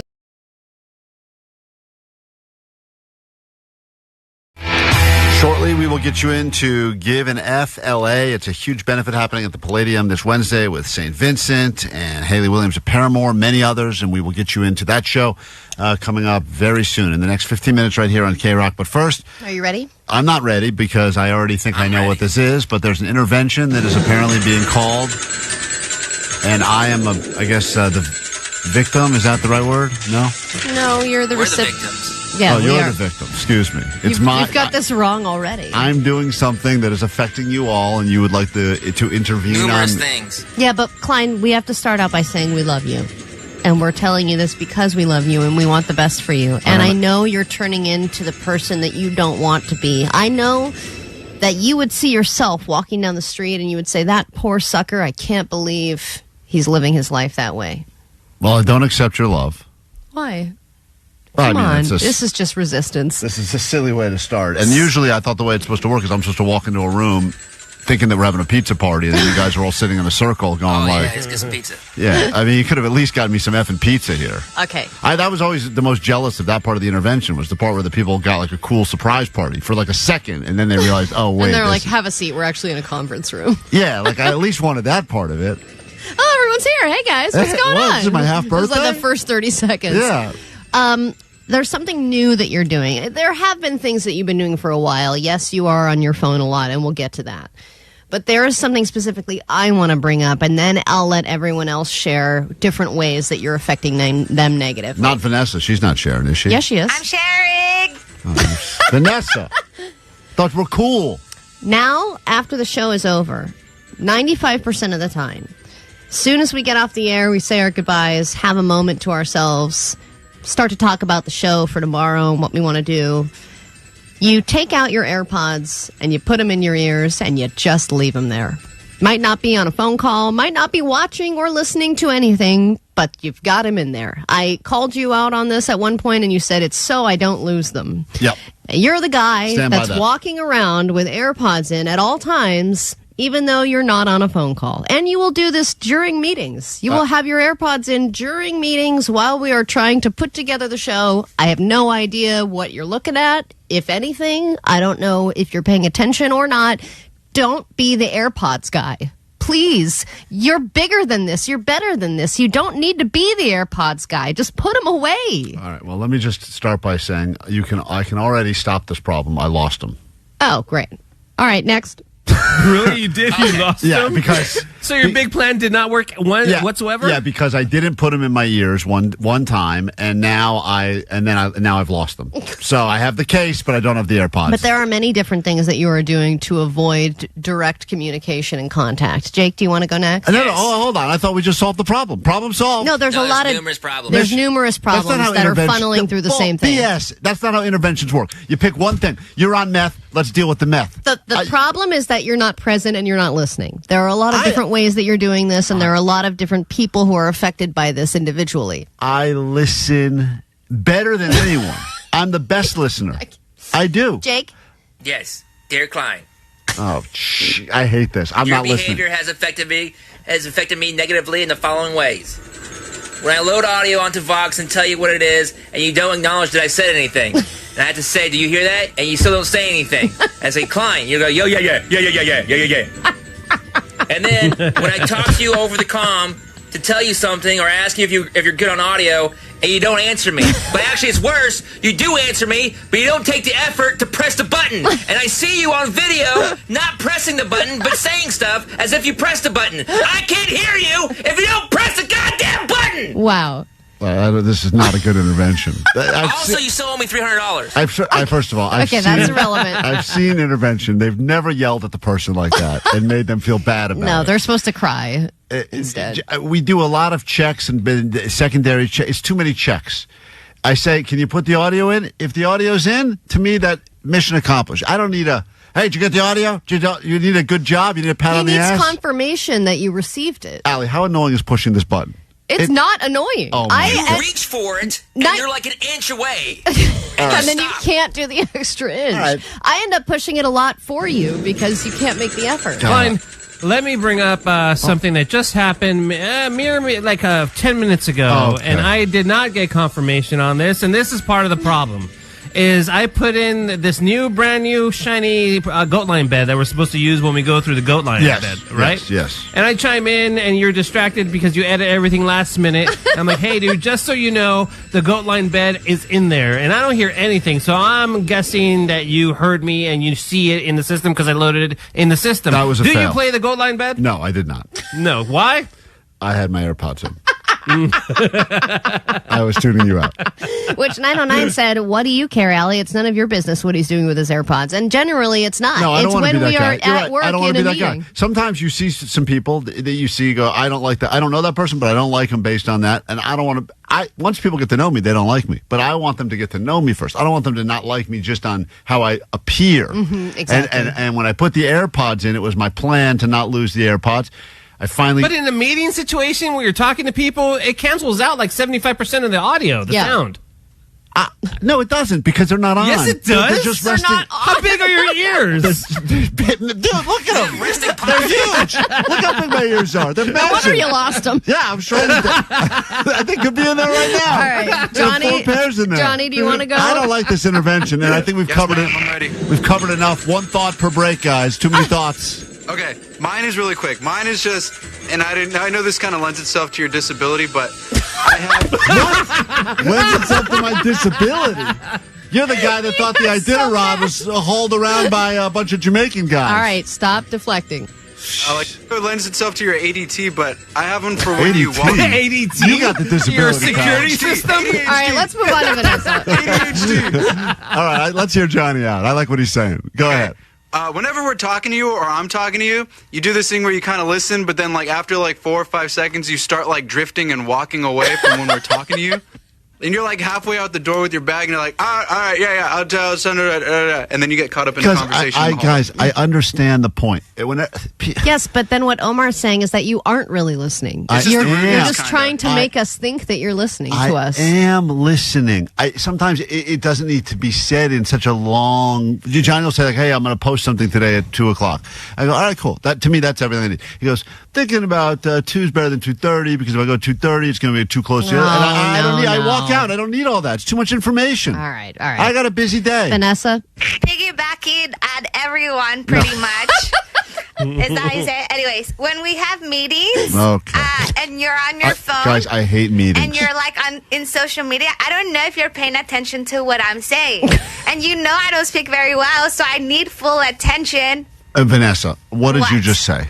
Exactly. I know what you said. In fact, here's the big... We are not feeling heard is what we're telling you, Klein. You're a bunch of whiners is all. You're not listening. Can I say something? Allie thinks because she's doing this on a keyboard, she has her computer. I use my phone for everything. My computer is almost useless. You use it for everything because you like that we don't know what you're doing on it. I don't care what you do. You put it on. You can put all my stuff up on the screen. I'm not hiding anything. I'm not. Yes, but you're also. We've learned that humans are not good multitaskers. You can't be reading things, pulling clips on your phone, and listening to us at the same time. Yeah, you're not able to do it. But you're doing it on your computer, right? So you think because you have a laptop. No, I'm filling out the schedule. I'm working. Right. Yeah. What do you think I'm doing on my phone? So you think you're better than me because you're going. I'm typing. Yeah, that's more official.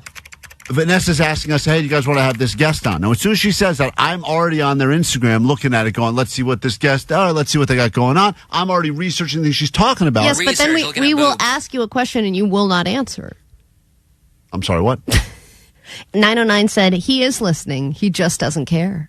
That's right. He is listening. He's just not paying attention. Leslie? Yes. Klein. Yeah, hi. I think you're at the age now that you're using your AirPods as a hearing aid. Okay. Mystery solved. Get off my lawn. 310 said that they are completely on your side. # free Klein. Thank so you. So you do have supporters, Klein. Thank you. All right. Well, anyone else have anything like that, or does everyone feel like they've been heard? I feel better. Do you guys feel better? I feel so good. You also stole my Instagram photo. Jake has many problems with you. Jake, this is a different thing. They stole your Instagram photo? I will defend this story. This is so ridiculous. I'm driving down from the mountain. I'm driving us back from, because I'm the driver, of course. Let me do an intervention on you lazy asses that I got to drive around. All right. So now I'm driving you. They're giving me a hard time because I'm trying to drive and take a picture of a cool view driving down the mountain, okay? Multitasking again. And they all say, come on, focus on the road, dude. You got all these lives in here, these valuable lives. So I said, fine, Jake, do me a favor. Get a picture. So Jake takes a picture. I said, send it to me. Mm-hmm. It was a nice picture, so I posted it. What did you want, a goddamn credit? You said you didn't give him photo credit. Oh, F you, Jake. Because I cropped it. I did the vibrance. I made the contrast. I made it cool. Whatever, man. I don't accept this intervention. That last point is the stupidest thing ever. Strike that from the record, All right, please. forget this whole thing. It's KROQ. Thank you, everyone.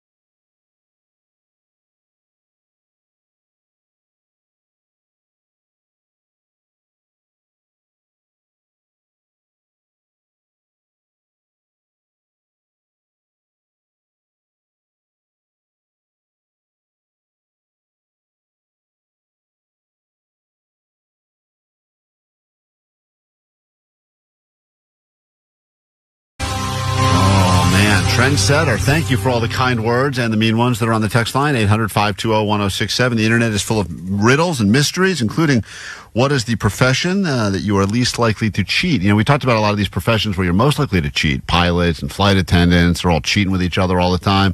But apparently there are certain jobs that make you least likely to cheat. Stay more faithful. We'll get to that and more in this exciting edition of Clickbait. Here we go. Bait. You know, I spend so much time on my phone during meetings that I know everything out there. And we bring you the best of the best now without forcing you to click around and find the answers you're looking for. So we start with this one in Clickbait. Allie, apparently I'm a trendsetter because quickies are getting quicker. And they just did some research, looked at 2,000 couples that are having quickies, and they found that this is the length of time. What an interesting survey. This is the stuff that I get. You seem like a quickie couple. Can I study you?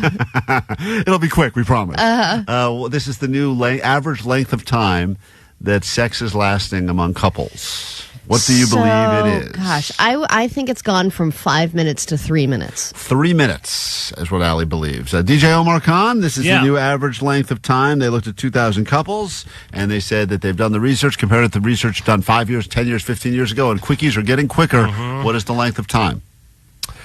I would think a normal quickie would be 3 minutes. So I'm going to go below that. I'm going to say a minute and a half. Minute and a half. Now we're getting somewhere. We're almost, I'm sure your wife would agree. Almost getting to the sweet spot. Keep going, Jake. Got a guess? I'm going to guess 4 minutes. You're going more? Well, what are we starting at? 5? Well, we're not starting anywhere. Yeah, just the new numbers out. I'm going above all you guys. I'm going to go 4 minutes. Well, it is. What did you call it? Bone Town 2025? Raw Dog City. Oh, yeah, Raw Dog City. That's what he called it. Bone Fest 2025, and that takes hours. Ugh. Tantric, baby. Oh, my God. Tantric. That is disgusting. So much sweating. Well, turn on the AC. It's terrible when you see a headline that says quickies are getting quicker and you keep scrolling down to find the number and hoping that you're average or a little bit better than the average.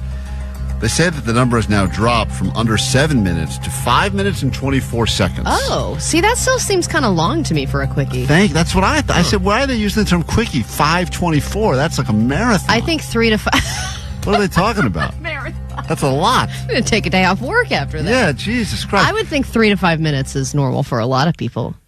For a quickie. But lesbians, because women take longer to get all warmed up than guys. Guys, I could see that, not a problem. But I mean, I've had sex in under 5 minutes plenty of times. Yeah. Good for you. Well, yeah, because once if you understand you got to focus up and you got to make it happen, you're in quickie mode. It's different than regular sex mode. I'm always in quickie mode. Because I always assume she'll change her mind at some point. So I got to finish. Here we go. Next one. This is the career, the industry that you are least likely to cheat. If you're in this industry, your partner should feel pretty good about your relationship because you are least likely to cheat if you are working in this industry. There's a few listed here. What do you believe is an industry that there's not a lot of cheating going on? Cheating bitch. Allie? That's tough. I think that it would be anything where you're working with kids because there's not a lot of people to pick from there. Working with kids. Yeah. Like daycare. I swear to you, I didn't cheat. She's 4. Yeah. I mean, there's unless there's like a parent that's hot, there's not really. You also see stories all the time about teachers banging their students. Yeah. Older students. Or teachers and teachers, or teachers and custodial workers. I'm sure that happens all the time. Mop it up. Omar? Yeah. I'm going to go with somebody who is like a smart person in a smart field. Something to do with like a scientist working with beakers and stuff. Those guys are not laying pipe. Right. Well said. Hey, we have some scientists that listen to our show. We meet them at all these events. They look rocket scientists. Yeah, they're real smart. I feel like they're probably laying lots of pipe. Well, they're together, so. Well, with each other, sure. Jake, I got a guess here. This is the industry you don't have to worry about because there's not a lot of cheating going on. Yeah, I think Omar's on the right track because I think it lends itself to being a recluse. But I'm going to say librarian. That's not really an industry. I didn't even think there were librarians anymore. Hardly an industry, dude. An industry. Yeah, the library industry. The library. All right. Well, take us seriously. People care about books. No one's right, but Omar was close. He had the right idea. Interesting. Accountants, pharmacists, Oh, pharmacists. and finally farmers, because they don't really have a lot of options. Well, yeah, Sheep they're just don't animals. talk, So that doesn't count. But I mean, it's one of those Mop things. it up, am I right? Allie, you're so sick. Gosh, she's gross. All right, well, that's it. Let's give you one more. All right, here we go. We teased this one earlier. It's Valentine's Day themed, so everything's kind of sexual. This is the underrated sex act that a lot of sexperts are claiming is about to make a big comeback and should. It's a sex act that has gone away that apparently is making a big comeback. By the way, as my kids are being dropped off at school right now, hey kids, just talking about sex on the radio. All right, then I will bring up sit on the face. Whoa. Ow. Pull that clip. Jesus. Sit on my face. Allie said it. What she said. Sit on my face. We heard you. Thank you. Allie says, sit on my face. I think people don't think to do it, and then when it does happen, it's like, wow, this is awesome. Okay. Jake, got a guess here? Bring it back to Blumpkin. All right. Whoa, Omar, got a okay. guess here? I'm going to go with the Dirty Sanchez then. Wow, you guys are so off. Rusty trombone? No, you're getting closer. Aren't those all poop ones? According to Probably. According to this Dirty Sanchez is. Yeah. According to this expert, works at Nice brown stash. Women's Health. Thank you, Omar. Licensed sex therapist says HJs are making a comeback in 2025. That's cool. HJs, a great way to tease, a prelude to all the other fun stuff that happens. A lot of guys say not necessary because I can do this to myself, but it's very different, and they believe that 2025 will be the year of the return of the HJ. Well, it's like a lazy person's BJ. Right. Although, yes, we can't really go into more specifics about that at this exact hour on the radio, but yes, we'll go with what Allie said. All right, on that note, let's take a quick break. We got more show to get to, your ADD news. And if you'd like to join us at a benefit, an auction for LA wildfire relief. It is the first thing we will do when we get back from this break is give you those tickets. Go nowhere. The show continues with your tickets to see Haley Williams at Paramore next. Klein Alley Show. Klein Alley Show. 106.7 FM. K-Rock. If you are hurt.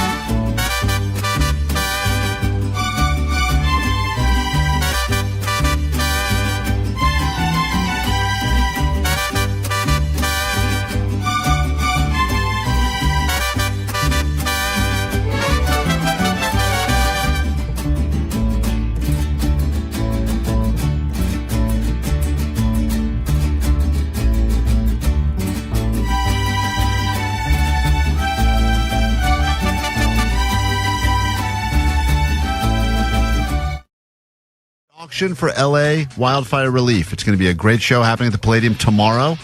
And there's a lot of bands there. Phineas will be there.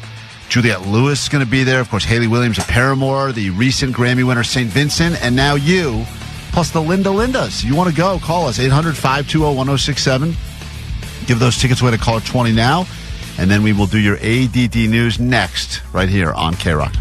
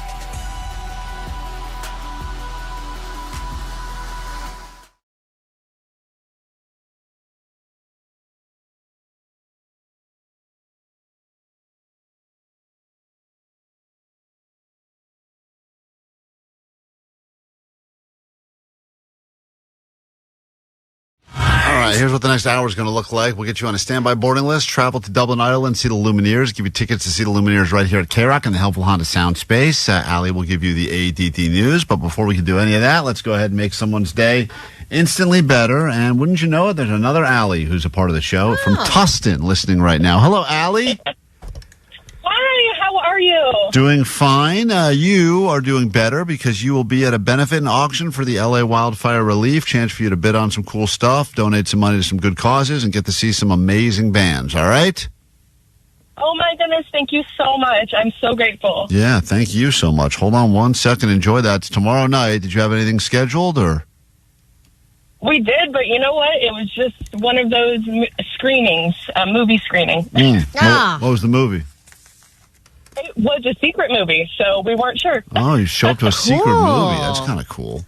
I think you should do that. Let us give these tickets to someone else. Hold on one second. Give her these tickets to the give an F. I can't say the word. I've almost said the F word so many times. I really want you to one time. Give an F, LA. It's a big benefit happening tomorrow night at Palladium. Let's get to your news now, then we'll get into a brand new hour of the show. Grab your Adderall. It's time for ADD News.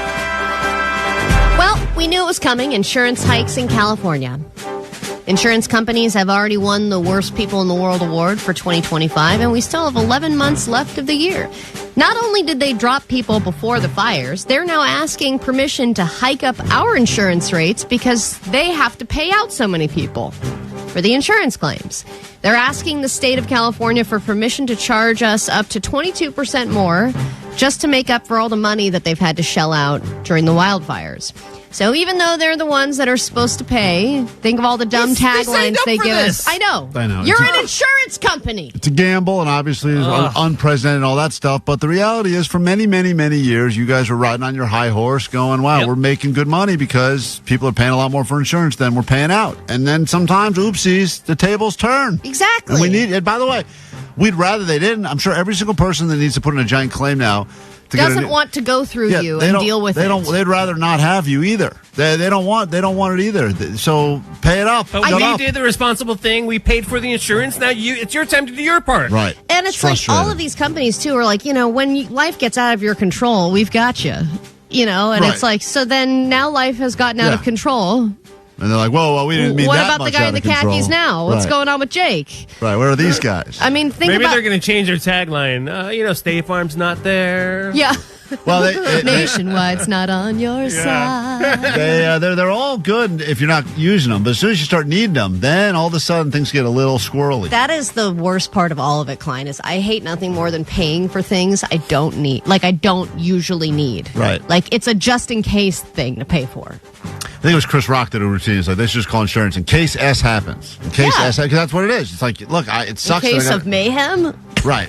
Any of those things. But the reality is now it's happened and people need it and deal with it. Why do we got to pay more now? Yeah. So now, I mean, they have to ask permission to do this because they can't just jack up our rates like that without the permission from the state. But I don't see the state being very sympathetic to their request. All right. The most expensive musical instrument in the world will be auctioned off this week. They think it is going to sell for at least $18 million. It's a violin. Omar's clarinet. No. Oh. There it is. Listen to that thing. Purrs like Was that real live? Oh, yeah, he's playing it live. You always have to have your instrument. He's got to have it ready. Think about how expensive a crappy tuba was when we were looking into that. Think about what Omar ended up with. He ended up with his sister-in-law's clarinet. And then I cannot get that right.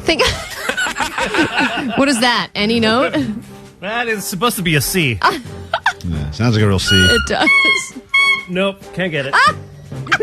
So then think about this famous violin made by Antonio Stradivari in 1714. This is what the violin sounds like. Oh, just like Omar. You know what? I'm not sure if they're hitting a C. It's pretty tough. Omar, want to play with the violin? Do you want to play together?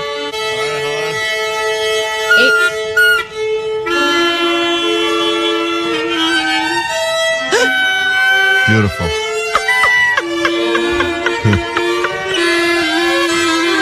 Man, that's nice. I can't. Ooh, that was good, Omar. I like the little doodle-doodle-doodle. I'm filing an insurance claim after that. All right. There are a few things that are now on recall, and they've been elevated to the highest risk level, and it includes a lot of chocolate products just leading up to Valentine's Day. These are chocolate products that are sold in California, one of 12 states where these chocolate products have been released. Dark chocolate walnuts. Does anyone care? No. Yogurt-coated almonds. Does anyone care? No. Oh, God, no. But butter toffee. It sounds like a catering menu for like a retirement community. Dark chocolate almonds. No. Dark chocolate apricots. Oh, God. They should have been recalled just in concept alone. What is going on here? So, and this is another case of undeclared milk. I don't know what is going on with the milk, and no one's declaring it these days, but it seems like... One class action lawsuit about a lactose intolerant person that accidentally ingested some undeclared milk, and now all these people are getting all crazy. It's chocolate. And broccoli sold at Walmart has been recalled in 20 different states. Trust me, I've seen people at Walmart. No one's buying broccoli. All right? That's never been sold ever. You can leave that right on the shelf. I think it's one person bought it, and it's been sitting there for 5 months. They're like, what happened? I don't know. Someone bought it. This is bad. Let's get into a brand new hour of the show right now. Alley Show. 106.7 KROQ FM in HD Pasadena, Los Angeles, Orange County. This is the world famous KROQ. All right, welcome to just after 8 o'clock on a Tuesday morning here on KROQ. We are Klein Alley Show. Pleasure to meet you. I know some new listeners checking out the show for the very first time, and appreciate everyone who's helping us to grow the show. Most people that have started listening, it's because a boyfriend, a girlfriend, a coworker, someone that they were stuck in a work truck with or whatever had us on, and then it's It's the only way. So thank you. We really appreciate it. We don't say it enough, but please continue to help us grow the show. You can watch, you can listen. We are streaming live right now on KROQ's YouTube. If you don't believe us, check it out. Even just for some visual stimulation. See, Allie, what merch is Allie wearing? She's wearing certain band merch right now. If you don't believe me, check it out on YouTube. Place a guess in your head. Figure out which lesbian artist you think it is, and then check it out on YouTube. You'll be shocked. That's Allie right there. There's Omar, the audio sniper. You got Jake the Nerd in the back. And Postmaster Johnny and Vanessa taking your calls at 800-520-1067. Jake, your biggest client is on the phone right now. Please say hi to the one and the only Pantyhose Greg. Good morning, Pantyhose Greg. Good morning, Klein. I'm just walking on the sidewalk to the bus stop today. Listen, I started my comedy classes. They thought I was a natural. They thought I had great energy, and they were laughing. So I'm going to be doing that for a couple months, and then on May 4th is the showcase. So I'll be doing open mics before then, but I'm inviting Klein, Allie, and the whole gang to come see the world premiere of Pantyhose Greg live at the Ice House at May 4th. Hold on, Pantyhose I've Greg. never heard him sound so lucid. Yeah, you sound really with it. Are you not high right now, or are you very high? I'm not a weed, but not in a bad mood. But I'm not a weed. I'm very lucid. The last time he was out of weed, he called and threatened to kill us all. Remember that? Yeah. He left that very alarming message. You get very sultry when you're high. So this is just you sober out and about, Pantyhose Greg? Yeah, sultry. Well, I wasn't high that day. I didn't have weed, so I was freaking out. And then I thought, oh, those guys are my enemies. So that's why I left that mean message. Well, but let's forget it. Greg, where are you taking comedy classes? Oh, at the World Famous Ice House, newly renovated. What? Is this? Did we walk into a spot? I think we did. Endorsement? Wait, what did you have to pay for these classes, or is this like a community service thing where they get a tax break for teaching you comedy? Saving my pennies. It's going to be $444. You're paying $444 to be made funny? Yeah. Is this improv or is it specifically for stand-up?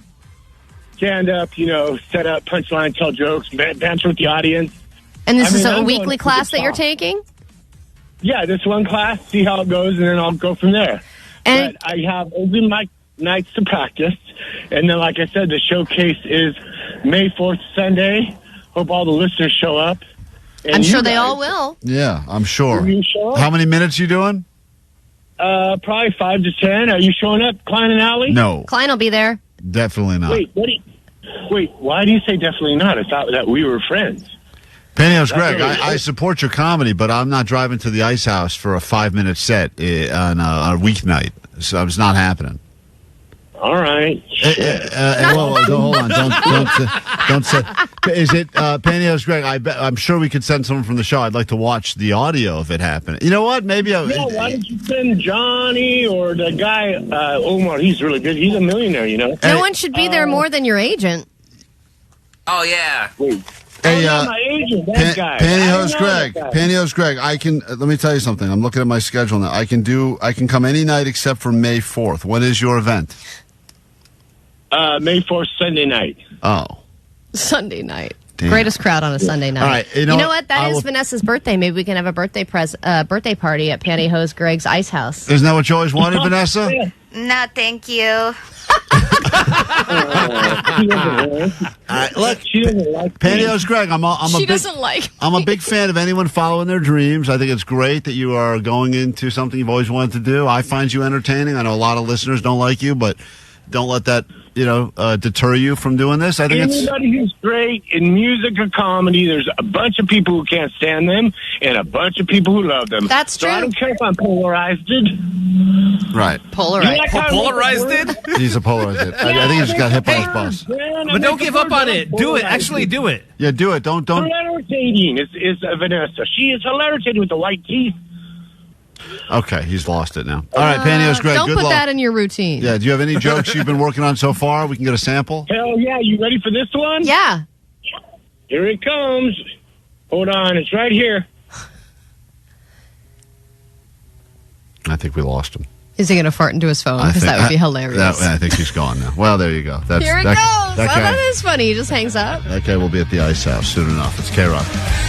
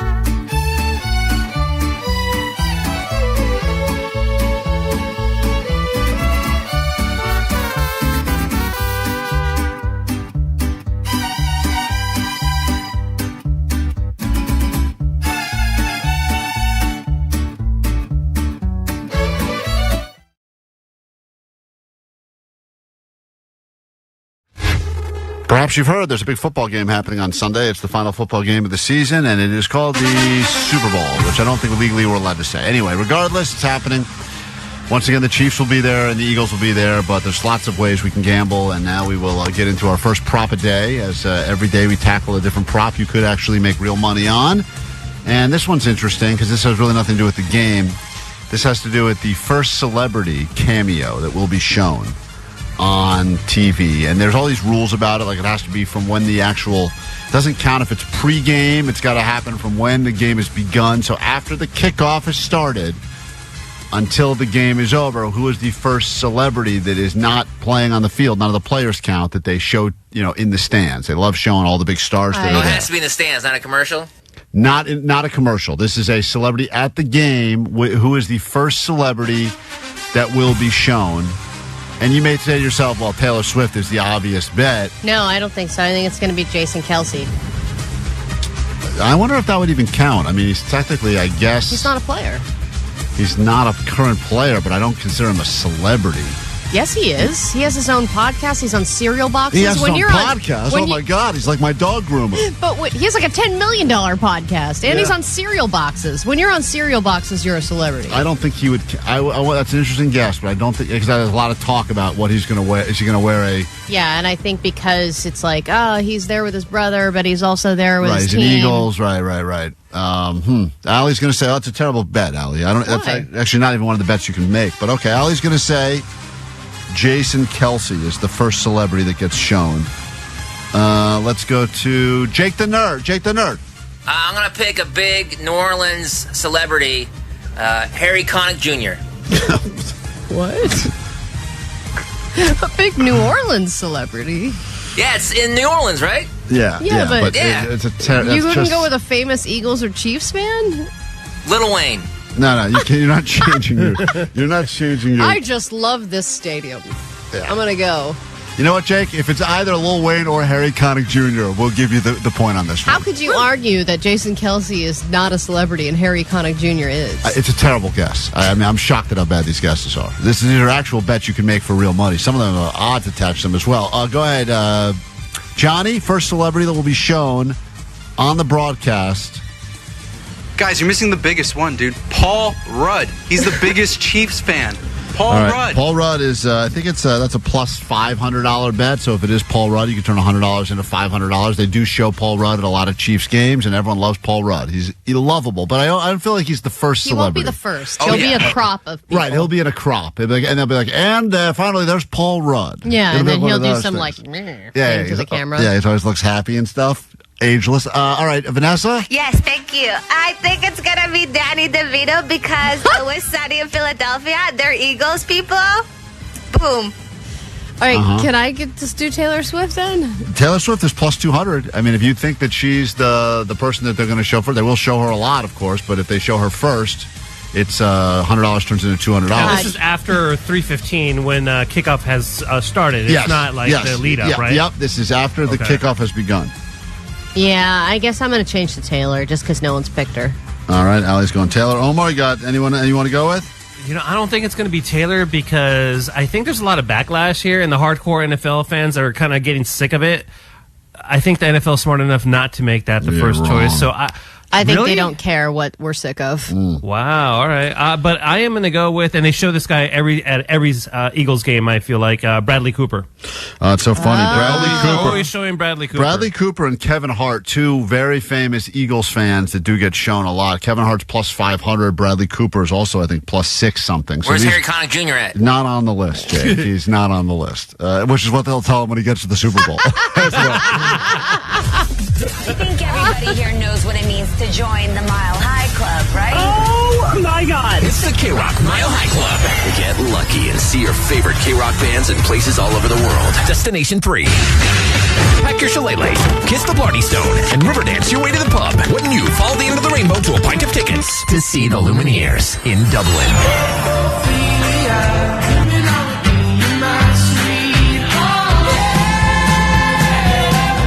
All week and instantly win tickets to a private show with the Lumineers in the intimate Helpful Honda sound space. But they're a good band. Please welcome the Lumineers, everybody.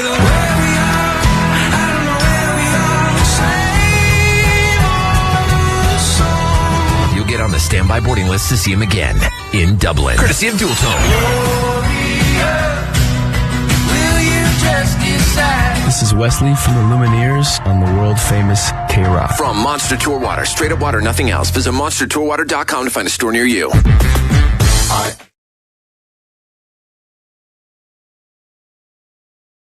Imagine you hearing that song at the Rose Bowl in Pasadena next September. We'll make that happen for you starting in less than 2 hours this morning on KROQ, and all day long and all week long. Oasis tickets. Their first show is happening here in Los Angeles. We will get you in. So on Friday after the show, I got involved in a very strange, high-stakes, dangerous, very dangerous. Involved is a strong word. Well, inadvertently involved. You weren't involved. You know, it's amazing that you are going to S this. You're going to talk S about what happened. You were sitting in your car. I'll explain what happened. You tell me how you would have handled it. Because so many people, after I started posting the live coverage I was doing of this police pursuit followed by a complete police standoff in the middle of Beverly Hills, people said, Klein, this is one of those things that would only happen to you. It seems like people goes, this is a story that I would hear you talk about on the radio and would have said, is this a real story or is this made up? But now that I was putting all this evidence of it up, everyone's like...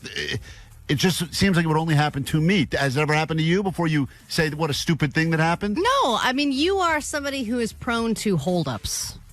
You're always being held up for some reason. Right, yes. And so much so that when I was late to go see my wife on Friday because of this, she goes, there's always a story. And I go, yeah, you're right, there's a story. There is always a story because you attract it somehow. I'm in the middle of a police standoff where if I got out of my car... But that's where you exaggerate a little. You were not in the middle of a police standoff. Well, if the police are in your car, boxed in by cops. Yeah, front row seat. If the police are on one side of me, you were a good bystander, and the perps are on the other side of me, and then you got guns drawn going both directions, and I'm in the middle. What do you call that? Am I not in the middle of a police stand? You weren't in the middle. No, you were behind the police. You had a front row seat. Guys, there was police on both sides, but front and back. You're a glorified bystander. The only people between the police were the perps and me. That's it. And you were too scared to get out of your car and get a better angle. They wouldn't let me get out of I got reprimanded to get out of my car, and, well, I'll explain what happened. Were the cops there when you arrived at your car? No. So I am driving down like a stupid idiot. I text my wife. I was going to meet her. She had a doctor's appointment. I said, I'll meet you because it was not far from the radio station. I said, do you need me to get you anything on the way? Which stupid question. I don't know why you do that to yourself. She used to say, no, I'm good for a while, and that was great. So I would just ask, get it out of the way. This time she said, oh, you know what I'd love is a matcha latte. Uh-huh. I said, stupid matcha latte every time. So I pull over to go get a matcha latte, and I'm driving up, I think I was on Beverly or one of those streets in Beverly Hills, I forget. And all of a sudden, there's two open spots, meter spots. I never see anything like it. Usually, you can't find any parking there. It's the worst. So I pull into the one spot, and I'm looking, and now I've got my car parked. I'm looking for any sort of change so I can throw something in the meter. I think a quarter gets you like 6 seconds or something. Yeah. Not a lot. But I just said I just got to throw in 2 quarters because if you don't, you'll get a ticket instantly there. They're like right on top of it. They love giving out tickets. So I put I'm looking for change. I'm bent down.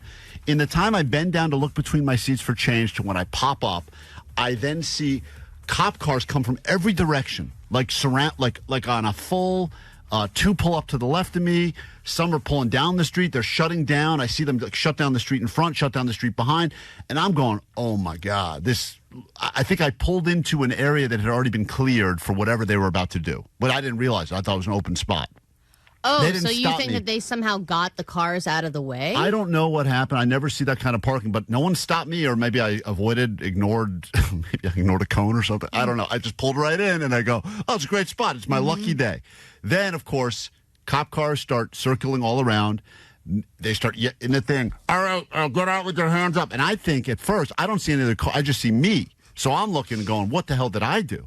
Right. You think that I would think at that point, I look like someone who's committed a felony. I have been pulled over before. You do look like somebody who's committed an offense. I drove the same car for a while as a guy that was apparently the leader of the Avenues gangs. And when I used to work and drive around early in the morning in the Los Feliz area, Glendale, whatever, I got pulled over one time, and they explained to me they thought I was in the Avenues gangs. Cool. And I said, I wish. How do I get in?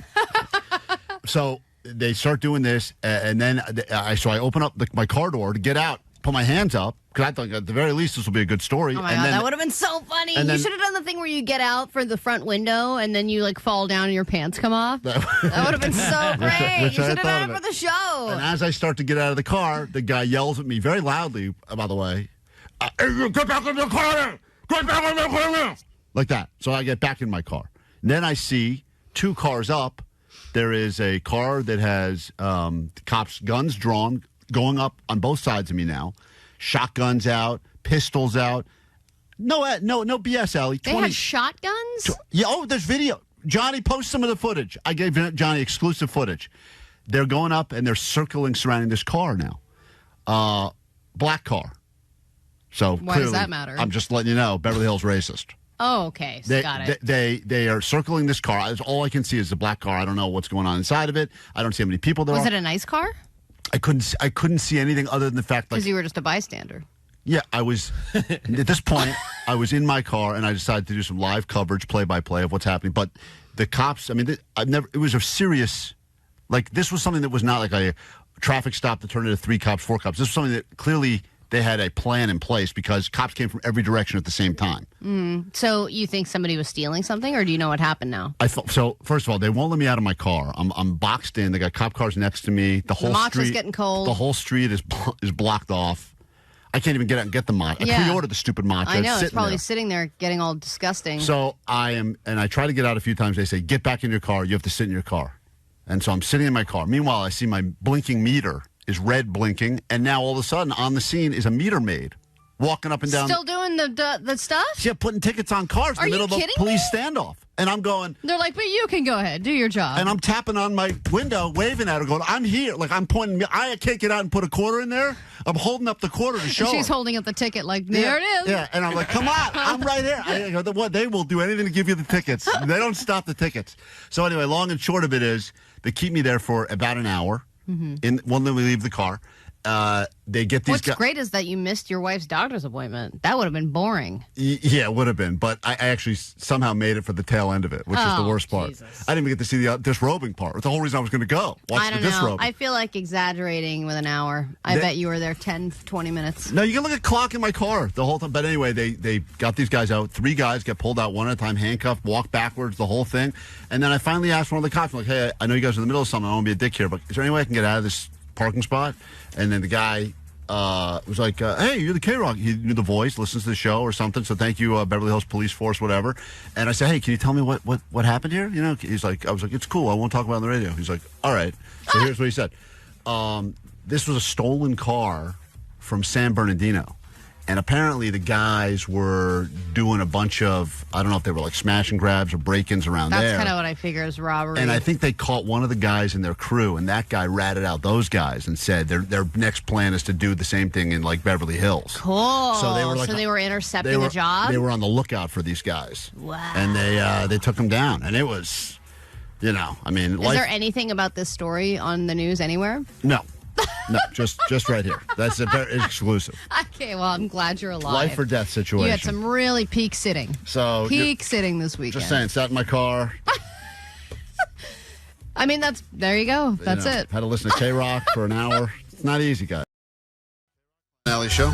Get to why AI is going to change your Super Bowl party this weekend, and we'll talk about that in just a few moments. But first, an interesting point that Vanessa has made about using the bathroom, using the men's room specifically, or men using the ladies' rooms, which doesn't happen. Well, that doesn't happen very often. Vanessa claims there's a whole different world. Obviously, if you've ever been into the other bathroom you're not supposed to use, they couldn't be more different, men's rooms and ladies' rooms. I have accidentally walked into a men's bathroom and regretted it so hard and gone, I need to get the hell out of here. Or even those bathrooms where they have like the women's and the men's are separate, but then you wash your hands in the same place. That even weirds me out. Because I don't want to be close to a men's bathroom simply because they're disgusting. They are gross, but they're more efficient. They are. That's a great point. It is. You'll notice at any event, concert, whatever, usually there's a line that wraps around the whole place for the ladies, and the guys it's just walk right in. I've seen ladies walking in. It's for that reason. Yes, many times. It's weird how you couldn't do that. You couldn't flip that. But for some reason, if women are up for, if they're brave enough, they'll just be like, I'm just, you know what? it's going to be gross regardless. It's kind of, sometimes you're dealing with different levels of gross depending on where you are.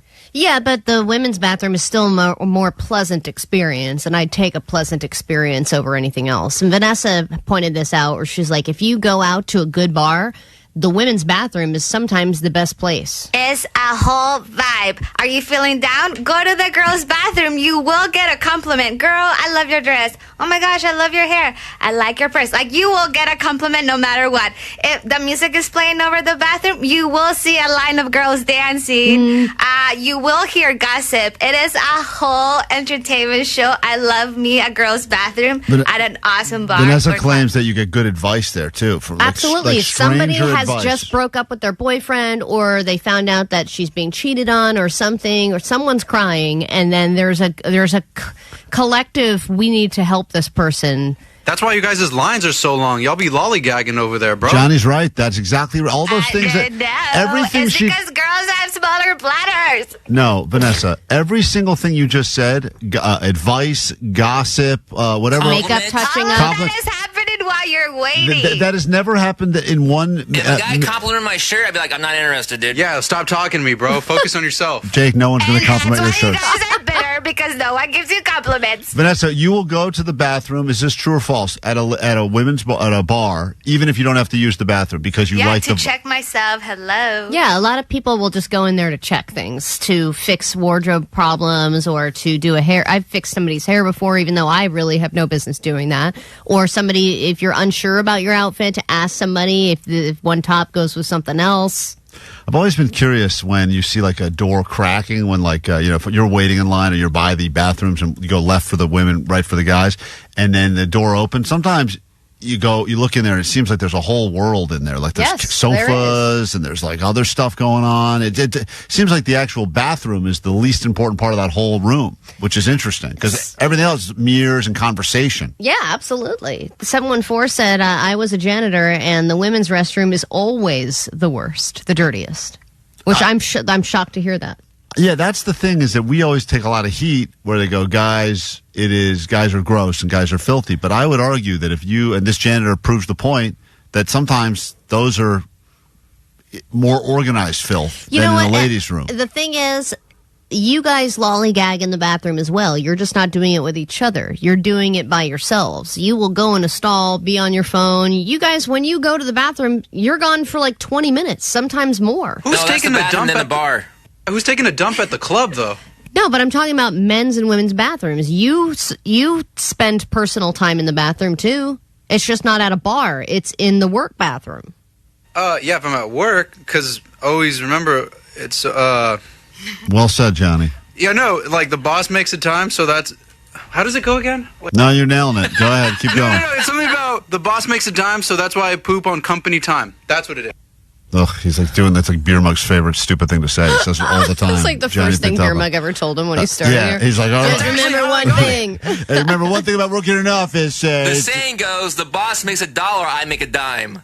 That's why I poop on company time. That's what you're trying to say.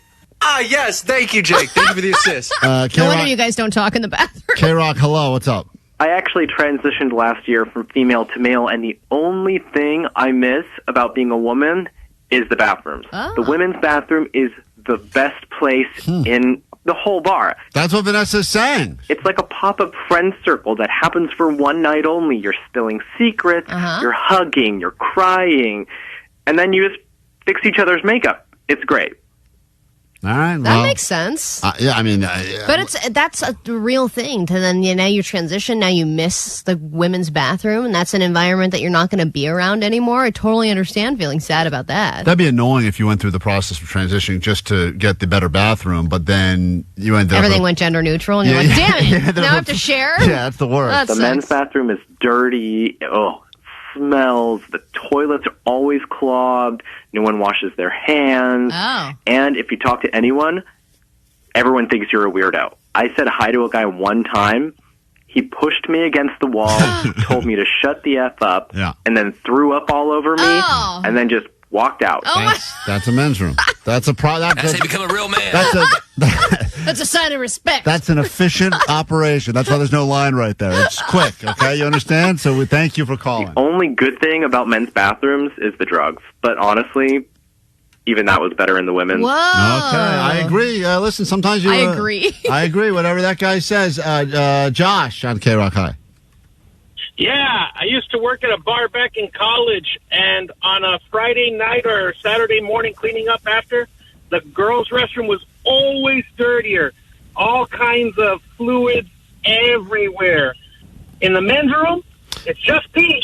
It's just pee. Thank you. Well said. We're not talking about the dirtiness of the bathroom. We're talking about the vibe of the bathroom. We're talking about the Latino party in the bathroom. Vanessa was saying that she thinks the bar should be set up where 90% of the space is the bathroom and just 10% is the bar. So it's just one giant hang with mirrors. That's a great idea. Just create a women's bar that's a bathroom. Yeah, you're onto something. You're onto something. Have we solved any problems? No, we have not. We are about to, though. Man vs. Machine Super Bowl. Do not do anything for your party on Sunday until you have to hear what the robots think. Can humans stand a chance against the technology? We'll get to that next on KROQ.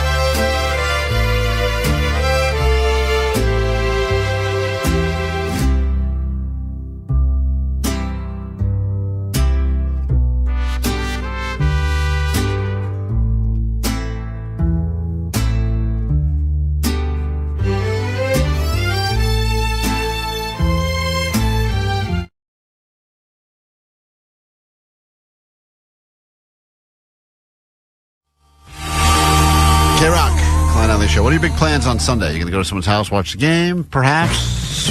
Ignore it altogether because you think the NFL is rigged and you don't care? You're going to go to Disneyland for the day?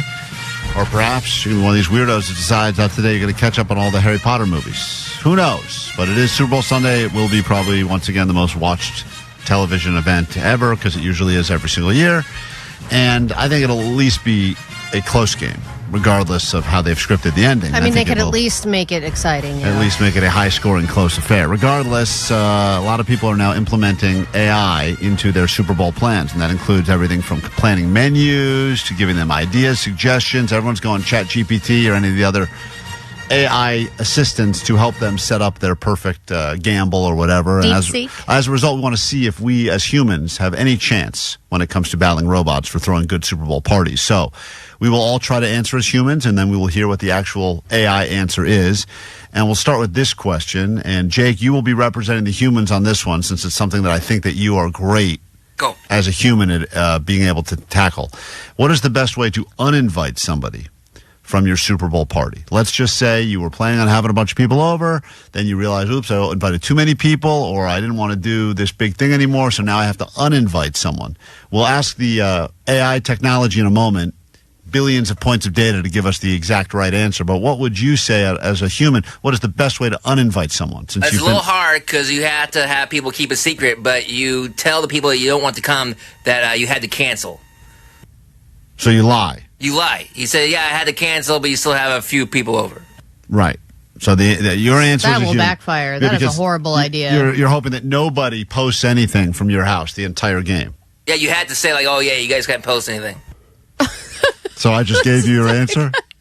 Yeah, that part too. So I start with, it involves people keeping a secret. All right. So you need to get all of your people together and say, hey, don't tell this person, but we're all still going to do it and don't post anything or tell anybody. Yep. That's a horrible position to put them in. Here is what the robot said. This is AI. This is according to all of the finest artificial intelligence at our disposal. What you should say if you're trying to uninvite someone to a Super Bowl party. And if anyone says this to you, assume you're probably being uninvited. Uninviting someone can be tricky, but it's definitely doable with some tact. You could suggest hanging out another time. For example, I know we were looking forward to hanging out. Maybe we can catch up next weekend? Maybe we can watch the non-football next weekend. How is this better? That is terrible. I actually like Jake's better. Really? Yes, because then at least you're saying you're uninviting. This is a weird, passive-aggressive thing. Well, they're saying you say something like, hey, this weekend's not going to work anymore. But then you're still going to post, right? Yeah. You're still going to say you had a party. Yeah, but you're kind of not uninviting them. You're moving them. You're kind of shuffling them. Why would you move them? I don't know, dude. That's what the robot said. This leaves a lot of questions unanswered, robot. So, Jake, I guess Allie says you win this round. Point human. Woo! Although I feel like Jake's thing is definitely going to backfire. No, I agree. So this one's like you're not really lying. Because ChatGPT... You're being too general to lie. Allie, here's a question for you. Mm-hmm. As you know, avocado prices usually get all jacked up around the Super Bowl, especially when there's all this talk of tariffs, even though they've been pushed a little bit, but there's all this fear. So let's say, El Cheapo, you want to put together a sweet guacamole dip, but you don't want to spend any of those high avocado prices. We've asked the robot this very specific question. More people this year are using AI to come up with recipes than ever before. What do you say? It's humans, man versus machine. Great question, and I have a solution. You get a container, a container from home, and you go to your favorite Mexican place around closing time. Oh, my God. There are a lot of people that will order the chips and guac, but then, boom, when their food arrives, they've abandoned the guacamole. You don't really... Once they've left, you just take a little scoop, little scoop, little scoop. You got a bunch of really good guacamole that probably is going to be better than whenever you were going to make it home. It's going to be so brown. They're just going to let some lady just sit around there scooping guacamole into a container? You're serving guests at your party day-old, used guacamole? Brown guacamole? Look, if you squeeze a little lime on it, it doesn't get brown. You really are a disgusting person. I mean, I know you're saying this to be funny, I hope, but I also feel like you think it's a good idea. And well, my other option was to drive up the grapevine until you start seeing those fruit signs. Oh my God, so far. That's such a far drive. I mean, you're like like she 4. won't drive to the airport, but she will drive up to the coast. You get like 4 for $1. All right, this is what the robot said. You want to do one of them? You want to do a nice guacamole dip, but don't want to pay those high avocado prices? Making guacamole without avocados is a bit unconventional, but you can still create a delicious dip. Use peas and Greek yogurt.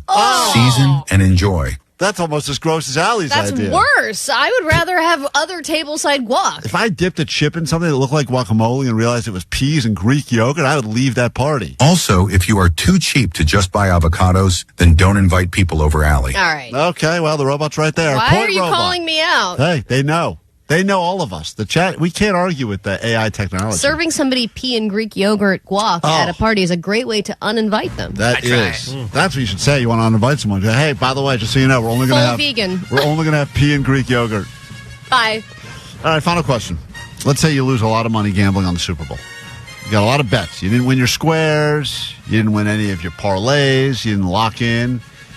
You have to now hide from a bookie that you owe a lot of money to. Omar, we asked the robot. This is a question I actually have asked the robot in real life. AI technology. Where's the best place to hide to avoid a bookie?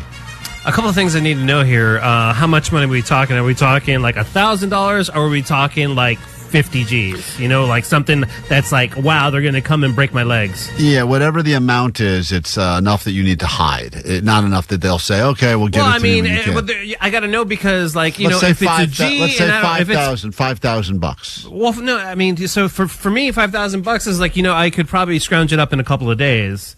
But if it's amount of money where, but if it's money that is going to take me months to find, or I'm not going to be able to figure it out, then I need to hightail it out of the country. Well, let's assume you need to hide, because the question we asked the robot is, where's the best place to hide so you don't get tracked down by your bookie?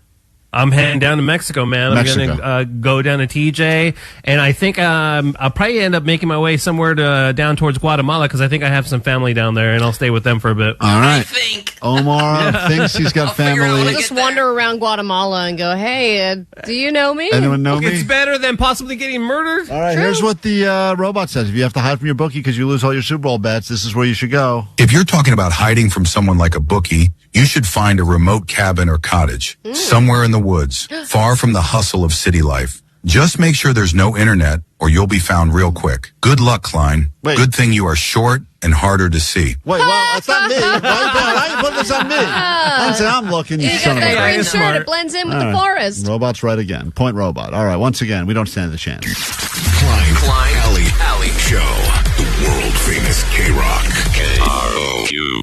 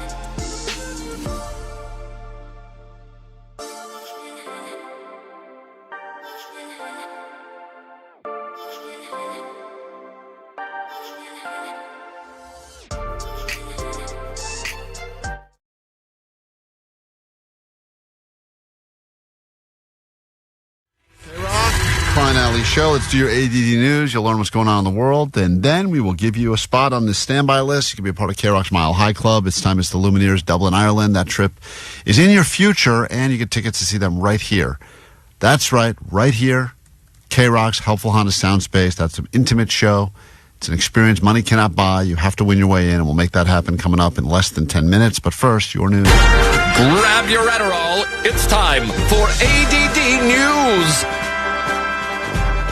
Sports gambling is now a $120 billion industry. Yeah, baby. In 2023, America America spent $120 billion on sports gambling. Right, they're all locks.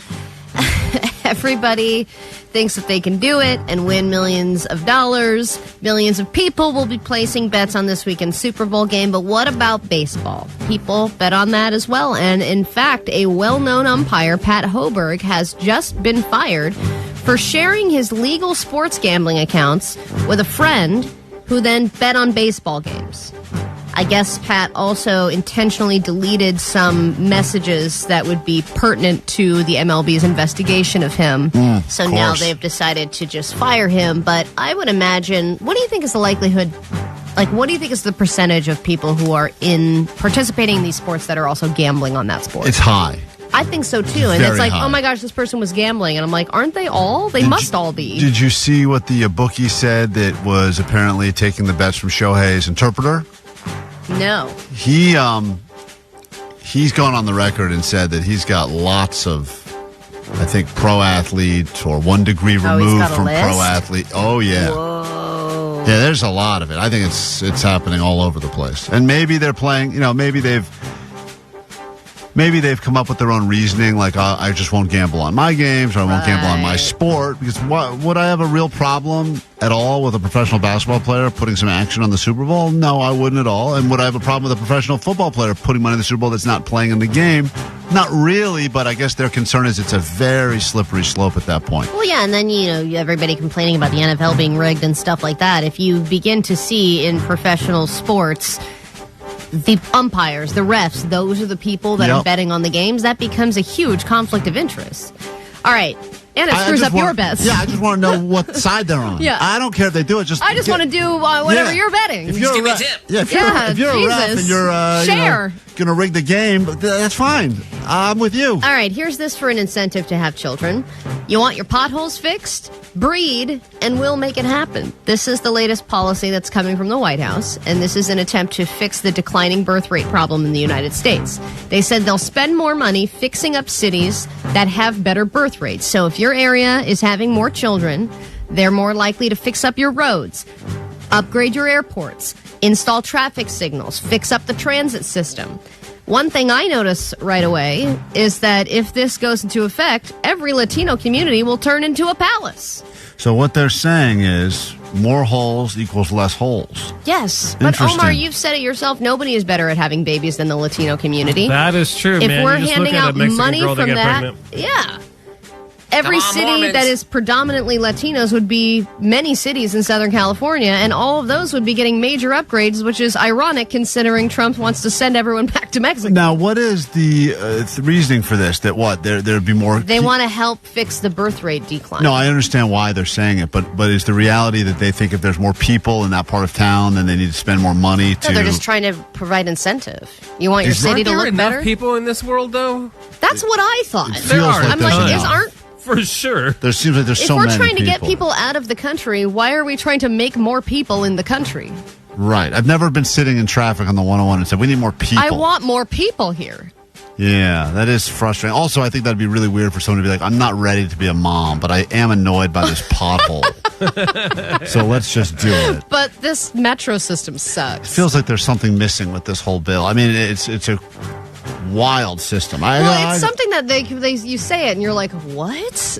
And then you have to think there's probably a lot of problems with something like this. In a school growing up, they would do these little fundraisers, and they would say things like, if your class raises the most money, we'll have a pizza party. Or if you guys do exactly. That's what it is. That's a better incentive than fixing potholes. Yes, Omar? Dude, no, you need to make a pothole in front of your house. And be like, hey. I'll tell my wife. We got to get it on. For the puddings. Yeah. Oh, she would like that. Dude. All right, well, I would love to hear that pitch. She would tell me to go outside and F the pothole. Hey, all right, obviously we're still recovering from the horrible wildfires that happened in Southern California, and unfortunately there are still dick people who are trying to start fires, and not only are they trying to start fires in the brush, now they're trying to set taco trucks on fire. There's a video, and this happened in downtown LA. This arsonist was caught on video setting a taco truck on fire. This was reported at around 2:15 a.m. Senseless crime. Yeah, Senseless. I know. And then they said, I saw the owner was like, this isn't the first time this has happened. A blue van stopped next to the truck, and then somebody just got out, got down, went into the generator, and lit it on fire. And I have no idea why this happened, and it also happened last year. Yeah, that's interesting. Competition. They have better tacos. There's a better restaurant food. nearby that's upset. Right. I mean, I couldn't imagine that being someone that's just an anti-taco person. Like, who's an anti-taco truck person? No one. Taco trucks make everything better. Mm-hmm. Agreed. Like maybe he took his spot on the curb. That's possible. All right, well, we Turf wars. Get into a brand new hour of the show next, and the very first thing we do is get you on the standby boarding list to see some Lumineers in Dublin, Ireland. That happens in 2 minutes here on KROQ.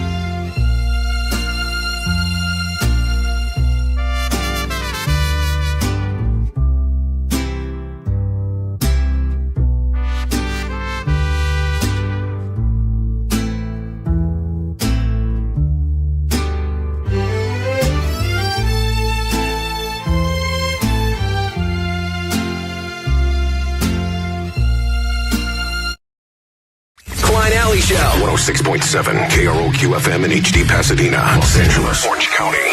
This is the world famous KROQ.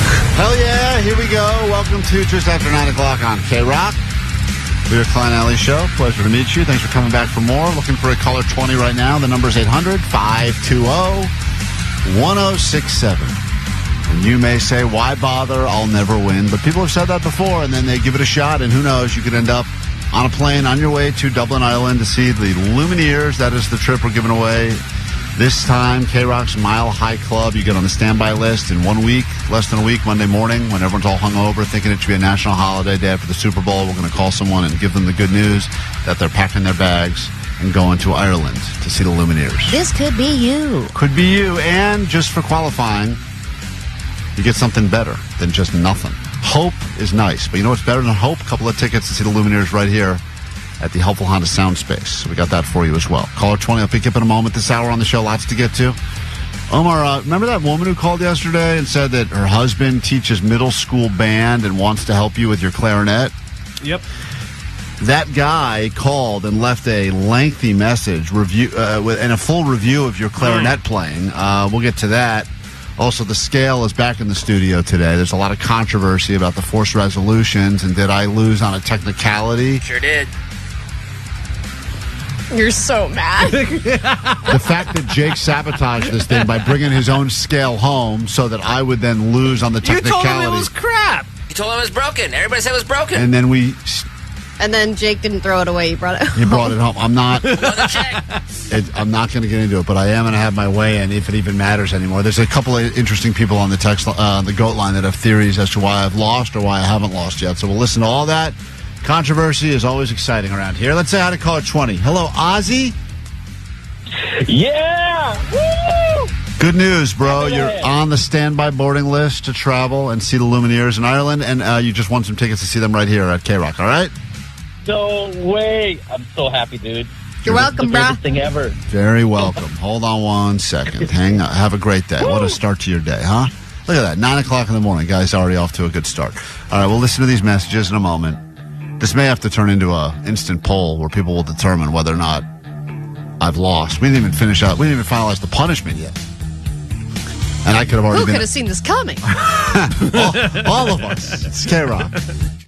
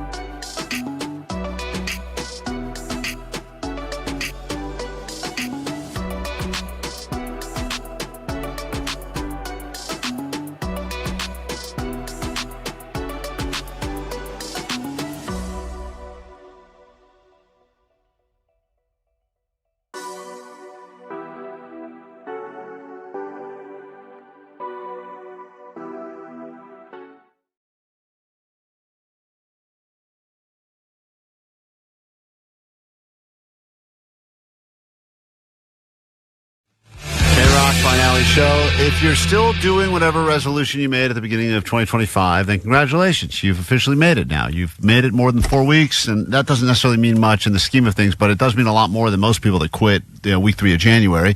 We, of course, forced resolutions on each other like we did last year. Allie is forced to reconnect with people from her phone, and we've heard very awkward reconnections every single week on the show that usually results in people coming up with excuses as to why they want to get off the phone with Allie. Jake is back to journaling again, supposedly, although who even knows if Jake journaled last night? I don't know. Yeah. All right, read your journal entry then, Jake, if you did. Okay. My music. I want my music. Thank you. I think I'm getting ghosted again. Oh, no. First, Tina says she's going to come to Snow Summit, and that didn't happen. Then she says she's going to see me Sunday, and that didn't happen. Then she says she's going to see me Sunday night for sure, and then that didn't happen. At this point, I'm not getting ghosted anymore. I'm being haunted. I don't think I need dating advice. I need an exorcist. Anyways, we still have plans for Valentine's. Good night, Journal. I love you. No! Cancel those plans! All right. That's a nice entry, Jake. Thank you. I think Vanessa should bring this situation into a girl's bathroom and get advice. Yeah, bring Jake's journal into the ladies' room and find out what people think he should do, okay? I will. So Jake's still journaling, so congratulations, even though your journal's very sad. Omar started playing the clarinet because he had to take up a new resolution, and we heard his clarinet playing. It's not very good.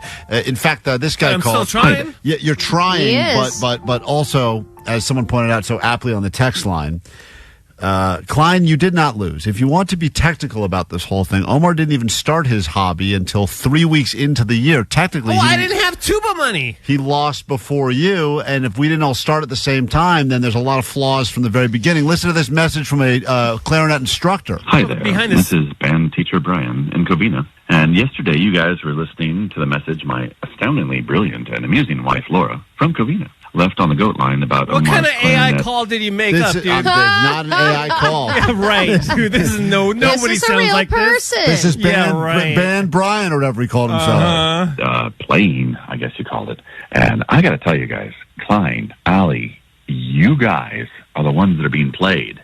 You were talking about Omar and his playing, and then did you guys not hear that buzzing sound and that whine of Omar firing up the excuse generator? And, once he got it running, he immediately You would employed totally his write this, 12 Klein. I didn't write No one this. cares about the excuse generator but you. Jake, you clear out the goat line every day. This was a real. I've never heard this in my life. You're such a liar. I see what's happening here. You are a You son of a conspiracy. bitch. You are doing it so that we take the focus off of you. No, that's funny. Voice is too perfect. Yeah. You're the well-honed original. avoidance techniques to get you guys. Listen to this. This guy. Hello, I am a real person. Brian, band leader Brian, call right now. I swear to God, I need you. Well-honed avoidance techniques to get you guys just off of him and onto Klein's weight. He shifted that conversation so quickly. In fairness to Omar, that was masterfully done. See what you did, Omar? You switched it around. We started talking about you. You switched right to Klein's way. But hey, let's hear Omar's excuses. He said, learning an instrument took so much of my goddamn time. Well, first, I think he really needs to watch his language. But second, yeah, it takes time. It's not easy. Who said it was going to be easy? At the same time, with instruments like a clarinet, you do need to make sure it's functioning properly, because the tiniest little problem can make the thing unplayable. So, This guy's claiming that your clarinet playing's not good and you are a liar. First step, you want to make sure it's in working order. Secondly, he said he doesn't have a couple of hours every evening to dedicate to practicing clarinet. Who told you needed to play a couple of hours a day, Omar? Who? Well, to learn Twinkle Twinkle, it took me a couple of hours. Who wants to learn Twinkle Twinkle? I can't believe I just said that. But here we are. My nemesis, Twinkle Twinkle. Disgusting instrument and so much spit. Dude, it's not all spit. Go breathe on a piece of glass for 10 or 15 minutes straight and tell me it doesn't get really foggy. This guy got real defensive that you called it. It was real spit, man. There was a lot of spit on my counter, dude. This guy's in the clarinet industry, and he says that everything you said is wrong. That's just water vapor. Well, there is some spit. There's a lot of spit. You know what? That one's probably a valid excuse. Okay, there we go. Anyway, look, we all want what's best for Omar. Yes, he needs lessons, like, seriously. And, I'd be happy to provide those, whatever. But he has to leave that excuse generator at home if he wants progress. That's right. This guy said it. This guy's defending That's a fake me. call, man. This has nothing to do pertaining to the thing here, which is you lost. Well, this guy agrees with you guys. You know, I love you guys so much, but Klein, you lost. I mean, just admit it. You didn't weigh in last week. There's no excuses. It's not Jake's responsibility to bring in a scale. It is. That was his one responsibility, bring in the scale. I did bring it in. And then the It scale wasn't was even here. to bring it in. It was to Not leave bring it home. here. Right, he brought the scale home, so I couldn't stand on the scale. You're at Target all the time. A scale costs like $15.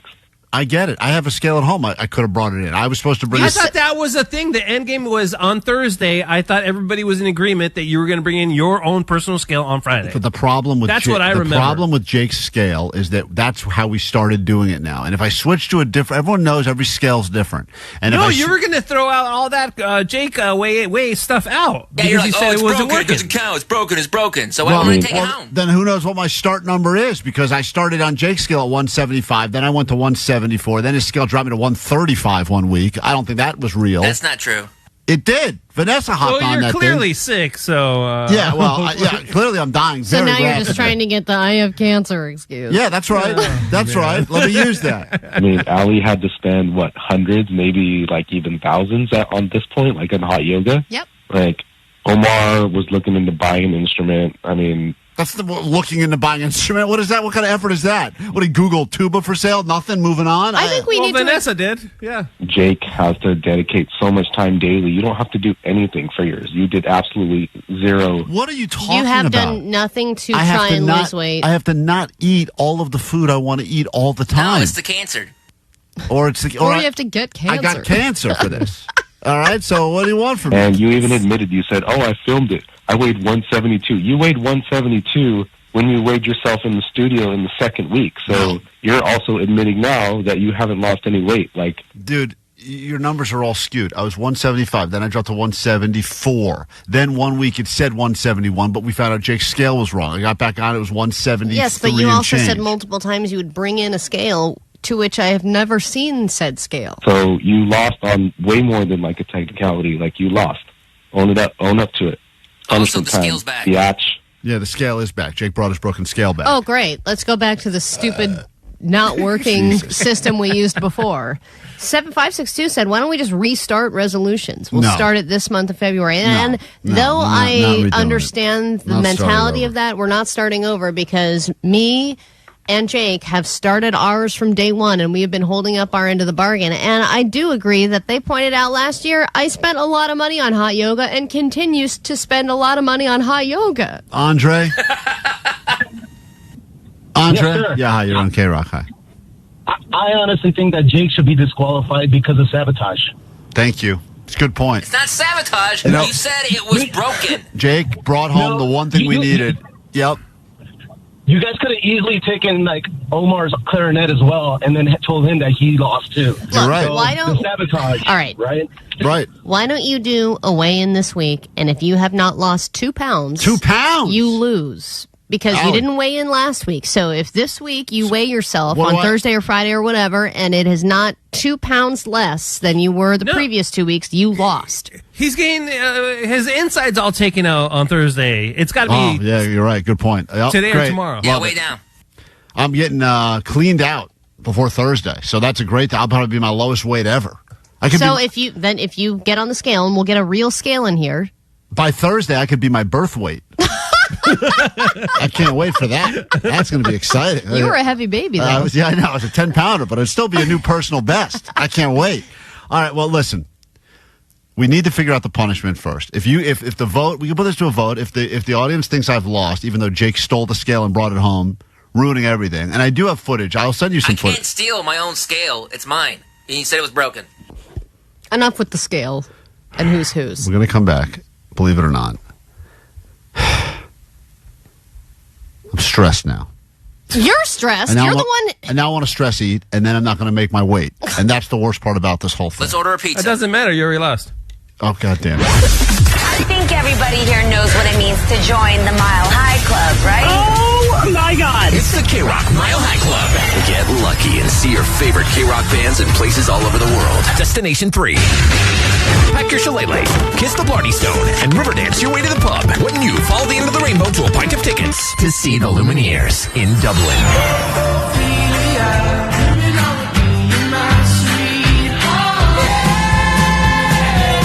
Qualify all weekend can instantly win tickets to a private show with the Lumineers in the intimate, helpful Honda sound space. But they're a good band. Please welcome the Lumineers, everybody.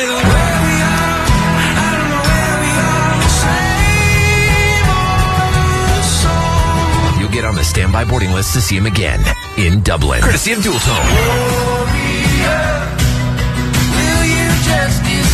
This is Wesley from the Lumineers on the world famous KROQ. From Monster Tour Water, straight up water, nothing else. Visit monstertourwater.com to find a store near you. Injured.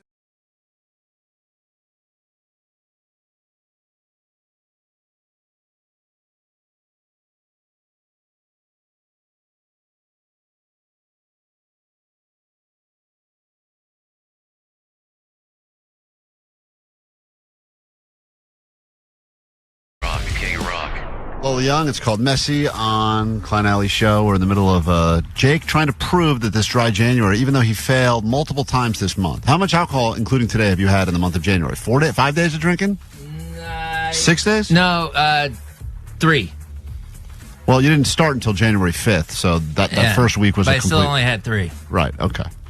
Anyway, now you've had a lot of beer today, so dry January is a complete wash for you. But I don't even have a beer yet. Yeah, I know. And welcome all the new people that are checking out the YouTube stream for the very first time right now. I want to see this thing in action. Jake's got 6 beers in front of him.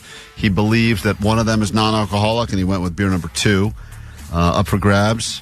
Will Jake have to ride with me? Or it's really more of a punishment for me than for him. Yeah, it's a perk. Definitely not a perk. For me. That really does suck. I'm excited. It'll be going up to our big ditch day a week from today. Or will he double up the money he won from me saying this or that, which apparently both. Happened a lot. All right, here we go. Allie, you ready for the results? I am. And anyone who's looking on the live stream, they know that there was a little bit of a plot twist, and they want to know if Jake's able to guess that as well. Yeah, Jake, did you even notice that Allie put hot sauce in one of those beers? I didn't. Your tongue is like broken or something, which is kind of crazy because you... Well, you must have put it in one of the flavored ones or the IPAs because it was masked pretty well. How much hot sauce did you put in it? I mean, I tried to put a lot, but I guess it didn't really matter. I don't know, man. I like hot sauce. What can I say? Damn. Jesus Christ. And did you know that we actually put some Diet Cherry Pepsi in a few of the beers as well? That's no way, man. I know Diet Cherry Pepsi. Here we go. I know my kind. Jake said number 1 was definitely an IPA, definitely had alcohol, and he's correct. It was a Firestone IPA. He got that one right. Boom. Jake claims that the last one he had was a Modelo. Knows Modelo because of the foil on the rim. I mean, that's all. We could almost do an entire taste test with Jake without even tasting. You could just feel cans and bottles and probably get all of them. Well, the cans are, you can't. The cans, because only like certain cans are different. Yeah, we know. But bottles, there's a lot of different bottles. Got it. Cool. He got that for 2 hours on the way up to the stupid mountain now. They say you can do a bottle. Because they're different size bottles. He got the Modelo right. So it's down to these ones in the middle. There was a little confusion. You thought that the 5th one you tried was had alcohol. It was a Lagunitas IPA. You got that right, Jake? Cool. So it comes down to this. You thought maybe 2 tasted a little watery for you. But IPA. Water IPA. Jake, I will give his tongue credit. That is a Lagunitas IPNA, a non-alcoholic IPA, and Jake was able to sniff that one out. Which is amazing because he also said, I think number 2 is the same as number 5. And that was also Lagunitas. Yeah, so he got the same brand, too. You got the same brewery for both, which is already... I'm very impressed by your knowledge. I mean, I think you have a problem, and we should probably get you to rehab, but outside of that, I'm very impressed. I haven't drank all week. Right. So then you were confused between 3 and 4, and you thought one of them potentially didn't have alcohol. Yeah. I'm going to give you one more chance to try 3 and 4 because I do need you to lock in, and this will determine whether or not you win. They don't both not have alcohol. No. No. One has alcohol, one does not have alcohol. You were back and forth. This one smells like it has alcohol. So he's going for, I'm not going to say what he's going for because that would give it away. Jake is trying it. Try the other one now. All right. Try the other one. Wait, okay. Give him now number, now you're giving him number 4. You tried 3 first, now 4. One of them has alcohol, one does not. See, that's like a weird, like I said, I thought that was drinking like the beer, yes. Yeah, that is me. That was like a water mango cart. So water IPA had no alcohol. I'm going to say water mango cart has no alcohol. What? Jake is in... again, Jake, got mango cards. You got it right. You got the brand right, and you got the no alcohol right. And Jake, I would love to say you somehow lost this, but man, you are damn talented. Thank you. That's unbelievable. Oh, man, I got so much money now. Incredible. And ride. Jake, look how happy he is. And he's drinking beer. Still drinking that Modelo. Look at him go. Bring so many Diet Cherry Pepsis. All right, wonderful. Well, there you have it. Dry January, alcohol-free taste test with Jake the Nerd, and he was able to do. He picked the 2 out of the lineup of 6. Have fun playing that game this weekend. When you don't know what to do with all those leftover non-alcoholic beers at the end of the month, have some friends over for this fun drinking game. What was number 3? What was the tall can? Santa Monica Blonde. Don't know. Quick break. Well, that's what petered out. Let's just get a commercial. Welcome to our OnlyFans.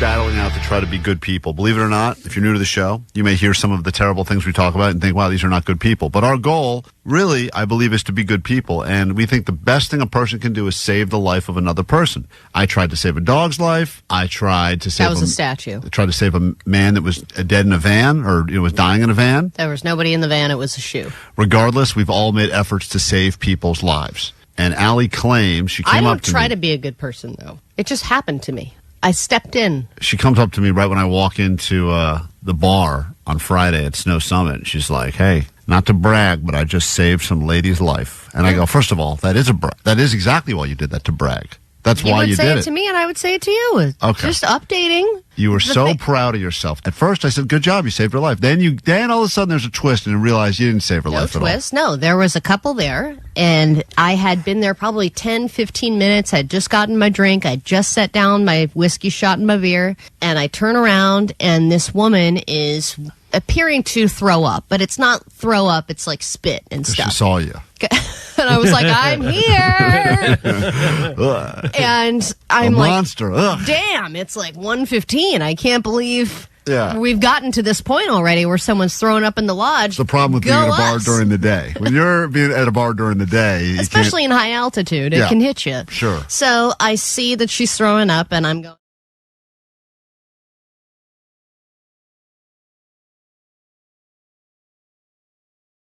during the day. When you're being at a bar during the day, you especially in high altitude, it can hit you. Sure. So I see that she's throwing up, and I'm going up. Just another person throwing up, and I'm proceeding to take my shot.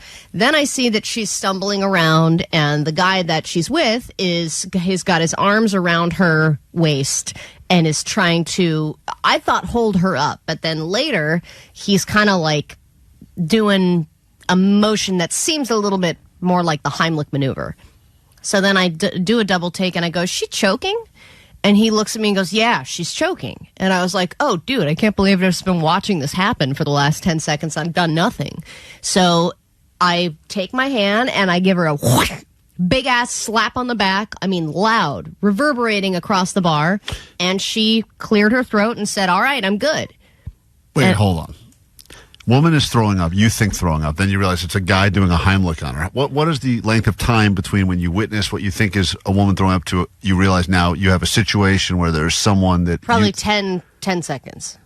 In 10 seconds. This was, at about 10 to 15 seconds. And you say, is that lady choking? Well, yeah, after I figured that I was like, why are his arms still around her? Right. Like just sit her down if she's throwing up or take her outside. Mm-hmm. And he wasn't. So then I noticed that I think he's actually doing a maneuver on her. And then I was like, well, she's choking. I don't know how to do the Heimlich, and he's already doing it. So I'm just going to do the back thwap. If you get a good back thwap, it can really send... Why are you saying it like that? Because that's what it is. It's a thwap. A what? It's a thwap on the back. It's not a slap. It's a thwap.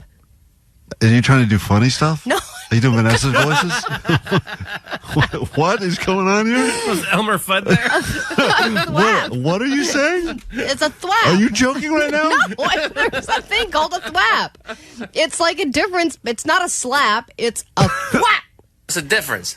Thwap. It's more of a hearty, not sounds a lot gayer when you say it. I'm not trying to hurt her. I'm just trying to give her a nice whap, thwap. I'm pretty sure that could be worse. No, you can lodge it deeper. It got the thing out, and I said, "What were you choking on?" And she said, "Chicken nuggets." And I was like, "Oh my god, I'm so sorry. I'm glad that I got it out." And then glad I slapped you.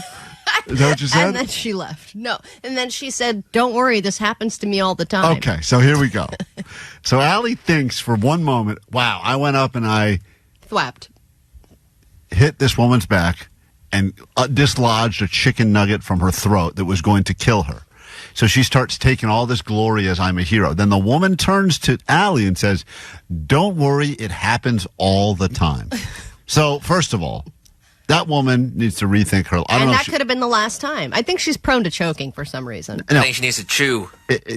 Perhaps, Allie, she wasn't choking at all. She's like, maybe she eats her food like a snake or something, and that's how she takes it down. No. He was and then I found out later that was not her partner, that was her brother. But he said that it does he confirmed that it happens a lot. And 714 said, I was there. I saw Allie do that. No and then way. I went, yes. And Get then 714 on the phone. I don't believe. Call 714. You were there. You saw me do it. I see a witness. Was it heroic what Allie did, or was it not? And if the woman says that happens all the time, then she's going around giving a lot of people false hero confidence that everyone's going, I saved this woman's life. And maybe she's just a woman that's got a small esophagus and can't handle it. She was a human and not a statue. Yeah, well, I saved an actual human being. But you tried to save a fake dog. Yeah, but Allie, once again, it sounds like if you didn't do it, she would have gotten it out anyway because she does it all the time. No, but you don't know that. You don't know that. She stepped in without the thwap. She could have been dead because whatever her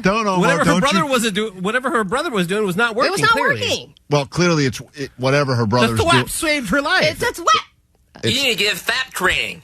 I'm twained and flat. Everyone is saying it differently, and I don't like any of it. 909 said for choking adults, you never hit them on the back. You can cause whatever they're choking on to go further into their trachea. That's what I thought. Like, I don't remember much from any of the CPR classes I took, but I definitely remember not to do the... A thwap is an onomatopoeia that refers to a loud, heavy impact or the sound it makes. For example, you might describe the sound of water hitting a ship's side as a thwap. Okay, great. Regardless, I think a lot of people, and if any of these witnesses, I don't know if any of these people on the phone were witnesses. Hold on, we got a witness on the phone. Hey, hello, Laura? Yes. Yeah, you witnessed this, or you were the person who choked on the nugget? I saw everything, even before it happened. Okay, from your side, tell us what happened, please, and don't use that dumb word in the process. Go ahead. So I was looking over in her direction because there was something there, and I asked my boyfriend. What is that thing over there? I asked my boyfriend to look for something, and then she went to go get water from the self-serve. She drank the water, and then I saw her spat the water, and I was like, "Dude, she's so drunk. Did you see her spit the water out?" And then that's when she got the I thought it was her boyfriend, but you said her brother. And then he just did the Heimlich maneuver on her, and the water projectiled out. Yeah. And then that's when Allie came, slapped her on the back, which we're not supposed to do, but she slapped her on the back. Okay, yeah. You're not supposed to do that. But she slapped her on the back, and then that's when I said, "Oh no, she shouldn't do that." And I was going to get up to go help because I'm a nurse, so I was like, "Oh, I might need to help." I said, "Out of my way! I'm slapping." But then she already projectile whatever she did out. But Allie did do something great. She went to go get Fiji water and gave it to her. I did. I went and got her water. I forgot about that. No way Allie paid for the Fiji. She did slap her back after she already projectile whatever was in after. the water. And so hold on. Allie slapped hold on. Allie beat up a woman that just survived the choking incident? You're saying... her really hard. Right, okay. Yes. Wait. I had to get it out. Hold on.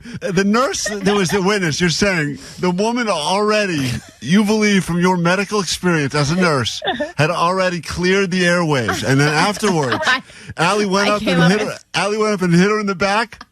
Yes. Okay, now... Projectile all that water out. Okay. Hero, Allie. Yeah, Real the hero. water out, but not the chicken nugget. Guys, I think I'm more of a hero for almost saving that dog statue now that I hear the story. Stop it. So Allie beat up a woman. Did you hear the part about the water?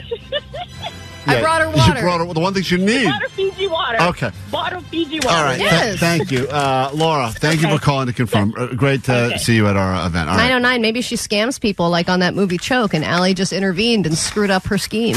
Unbelievable. 909 said that was my sister. She was choking. I can confirm. That the person's just messing with you. There's no way. No, this was the person. If that's true, we got to take a break. We're going to be back in a second. We got lots going on this hour on the show. 72114, I was there too, and I saw Allie smack the S out of that woman. Okay, great. Allie beat up a woman. Amber? Yes, hi, Amber. Go ahead. Quickly. Hold on. We may have the choker on the phone. Put her on hold, guys. I can't take her. Hey, Amber? Yes. You were the one who choked. Yes. Okay. First of all, you okay? Yeah, I am. Okay. You need any more Fiji water? Do you think Allie saved your life? Be honest. Be honest. Yeah. I mean, she noticed and it helped. Hold on. Don't choke again. Are you choking right now? What's going on? No. You believe that Allie did something that actually saved your life? Because the way we just heard about it from a nurse, you already had cleared the airwaves and then Allie went up and hit you. No, well, she didn't give me the water, I think, because it was still kind of like slightly there. So, the water has to go down more. So the saving part was the giving you the water? Yeah. What about the slap? Was that a good slap? Do you have a bruise on your back today that we need to know about? Most likely. Okay. So Allie did not make your situation better. She didn't make it worse either. Okay. That's real hero.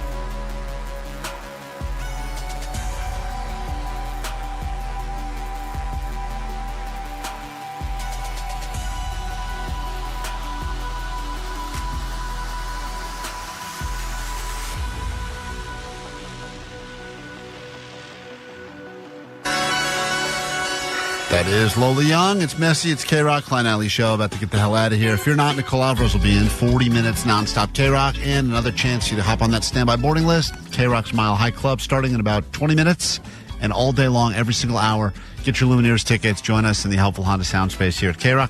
And more importantly, win yourself a trip to Dublin, Ireland. All right, takeaways from today's show before we get the hell out of here and into, I know we got a lot of stuff planned tomorrow.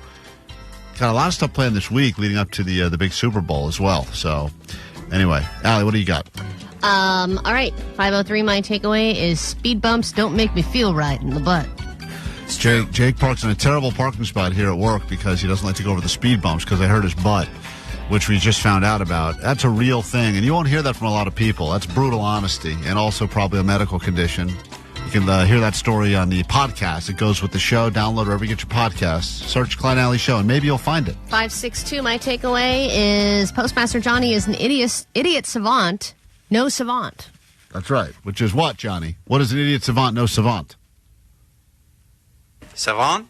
That's right. 626, my takeaway is that, like a good neighbor, State Farm's not there. It's tough to have insurance these days you can count on, right? 213, my takeaway is bring back the Blumpkin. 818, my takeaway is if your last name is Gross or Hyman, you're destined to be a doctor. And 818, my takeaway is Pantyhose Greg needs a new agent. He sure does. All right, what's your takeaway, Jake the Nerd? Put $50 on Harry Connick Jr. Oh, man, that was terrible. If you missed it, we put in some prop action on the big game, and we'll continue to do that throughout the week. You're more than welcome to gamble with us. We'll post all of our picks up on the Instagram so you can play along and have something fun to do. Maybe turn it into a drinking game during the actual Super Bowl. Allie, your takeaway. My takeaway is mop it up. Mop it up. You know what I'm talking about. Omar, got a takeaway? Yeah, my takeaway is that you're the newest member of Phantom Planet. Oh, California. Great. What a lovely song. You sound drunk. That's great. Hey, that's the current state of the state. All right, I think I nailed it perfectly. I think if California needs a theme song that sums up this last month, I just delivered beautifully, right? You are the new state. California. I think I got to move out of state after that one. All right. Have a great day. Do it tomorrow. Try to do it better. If you need us in the meantime, Go Line is open for you now, 844-956-GOAT. You can also slide in the DMs, Klein Alley Show. If you have a situation that is petty, we'd love to bring you on the air tomorrow for some petty claims court, give you some Kings tickets just for joining us, and all you got to do is slide in the DMs. Vanessa needs you now. We will solve your marital and or dating or relationship problems tomorrow on the air, so slide in the DMs now. We'll get you on petty claims court tomorrow. All right, bye. That they feel that that you know they feel that The world famous KROQ. KROQ.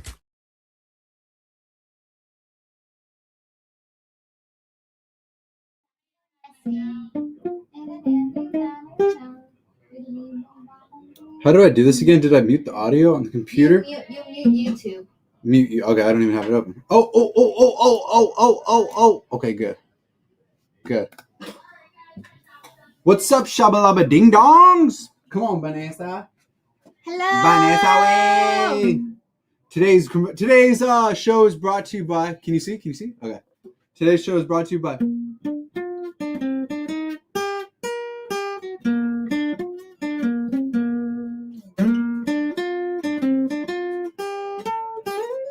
Anyways, how are you guys doing? Welcome back. Also, big shout out and big welcome to Luka Doncic. You know how to say his name?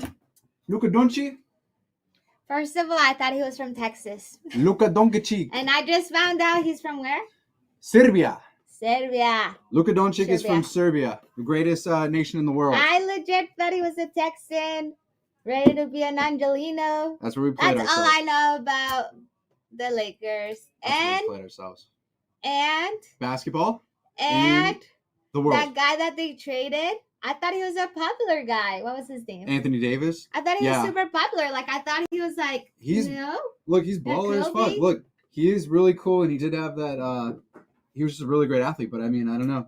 It's all business. At the end of the day, everything's all business. You could be loved by the whole entire city. It's all business. It's all money. Money talks and bullshit walks, and right now it's fucking running. But who's bullshitting and walking? Exactly. You ever shat and walked at the same time? Hi. Never done it. Bullshitting and walking. Hey, do you want free bread? I know you like bread. Never done it at the same time. Dave's Killer Bread. So, you distracted me with the fucking bread. Sorry, I was going to give it to you and she took it. Yeah, thank you. You were saying Thank something you. about athlete, business. Oh, yeah. Money talks and bullshit walks. Yeah. NBA is all a business. But you know what? Still a hardcore Laker fan, diehard Laker fan. You like basketball? Yes, I've been to a Lakers game once, and I was in the 8th row. Oh, pretty fancy. I know. Wow. I invited myself, basically. You went solo is what you're trying to say. No. So this is back in the day when I had Facebook in college. This guy that I knew liked me was like, I have an extra Lakers tickets. Who wants to come? And everyone's like, oh, take me. And I was like, I would go with you. And then I went with him, and it was like right there, the best experience ever. So he chose you out of the crop of like all the other bitches. That's right. Wow. That's right. It's like the best date. It was so fun. It was my first Lakers game, and I haven't been since. Lakers game or theatrical sporting event. Out of like Dodger games, out of Kings hockey games, out of Trojans basketball games. Soccer is so fun. That I don't care to Okay, see so much. football. But yeah, but Lakers Can't wait games. for the World Cup. Laker games are way better than football games. It's like it's an event. It's a thing. I personally think Lakers games are way cooler than football NFL? games. I agree. Especially crypto arena. Way better than SoFi. Way better. Way smaller. It's way more intimate. It's in the prime location of downtown LA. It's like literally 8 minutes away from my favorite Mexican restaurant after the game. What's the parking like? That's something that I think about. Well, we never pay for parking because we go to the suite. I know it sounds so out of touch. We pay for the suite. But usually parking's only like $10 over there too. So it's like literally nothing. No, that's why it's the best. SoFi is like $150 or like $80. Not a vibe. I'm not trying to spend more than $80. I'm not trying to spend more than $25 for parking for an event. Like that's literally fucking.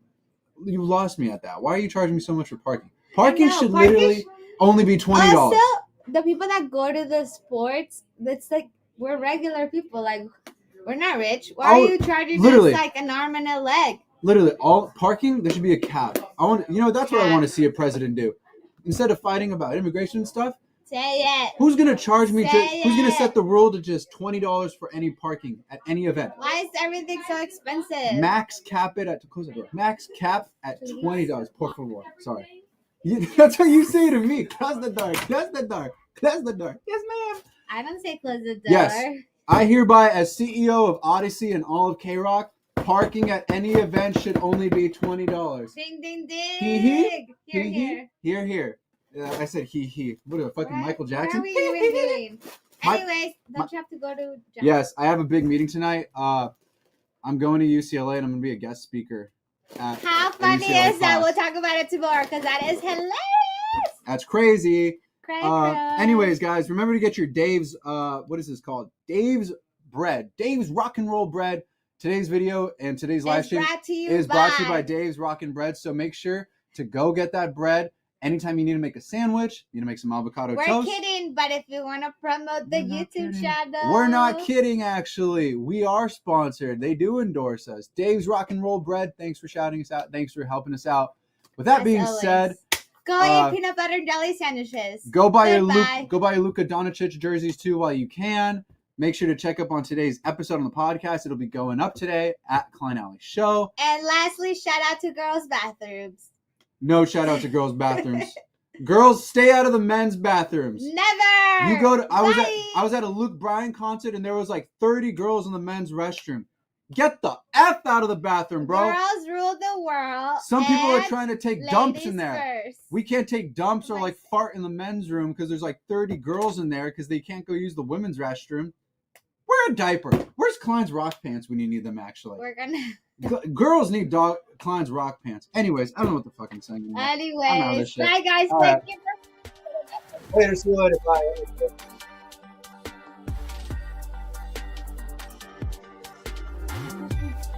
Ready? 3, 2. Start the car.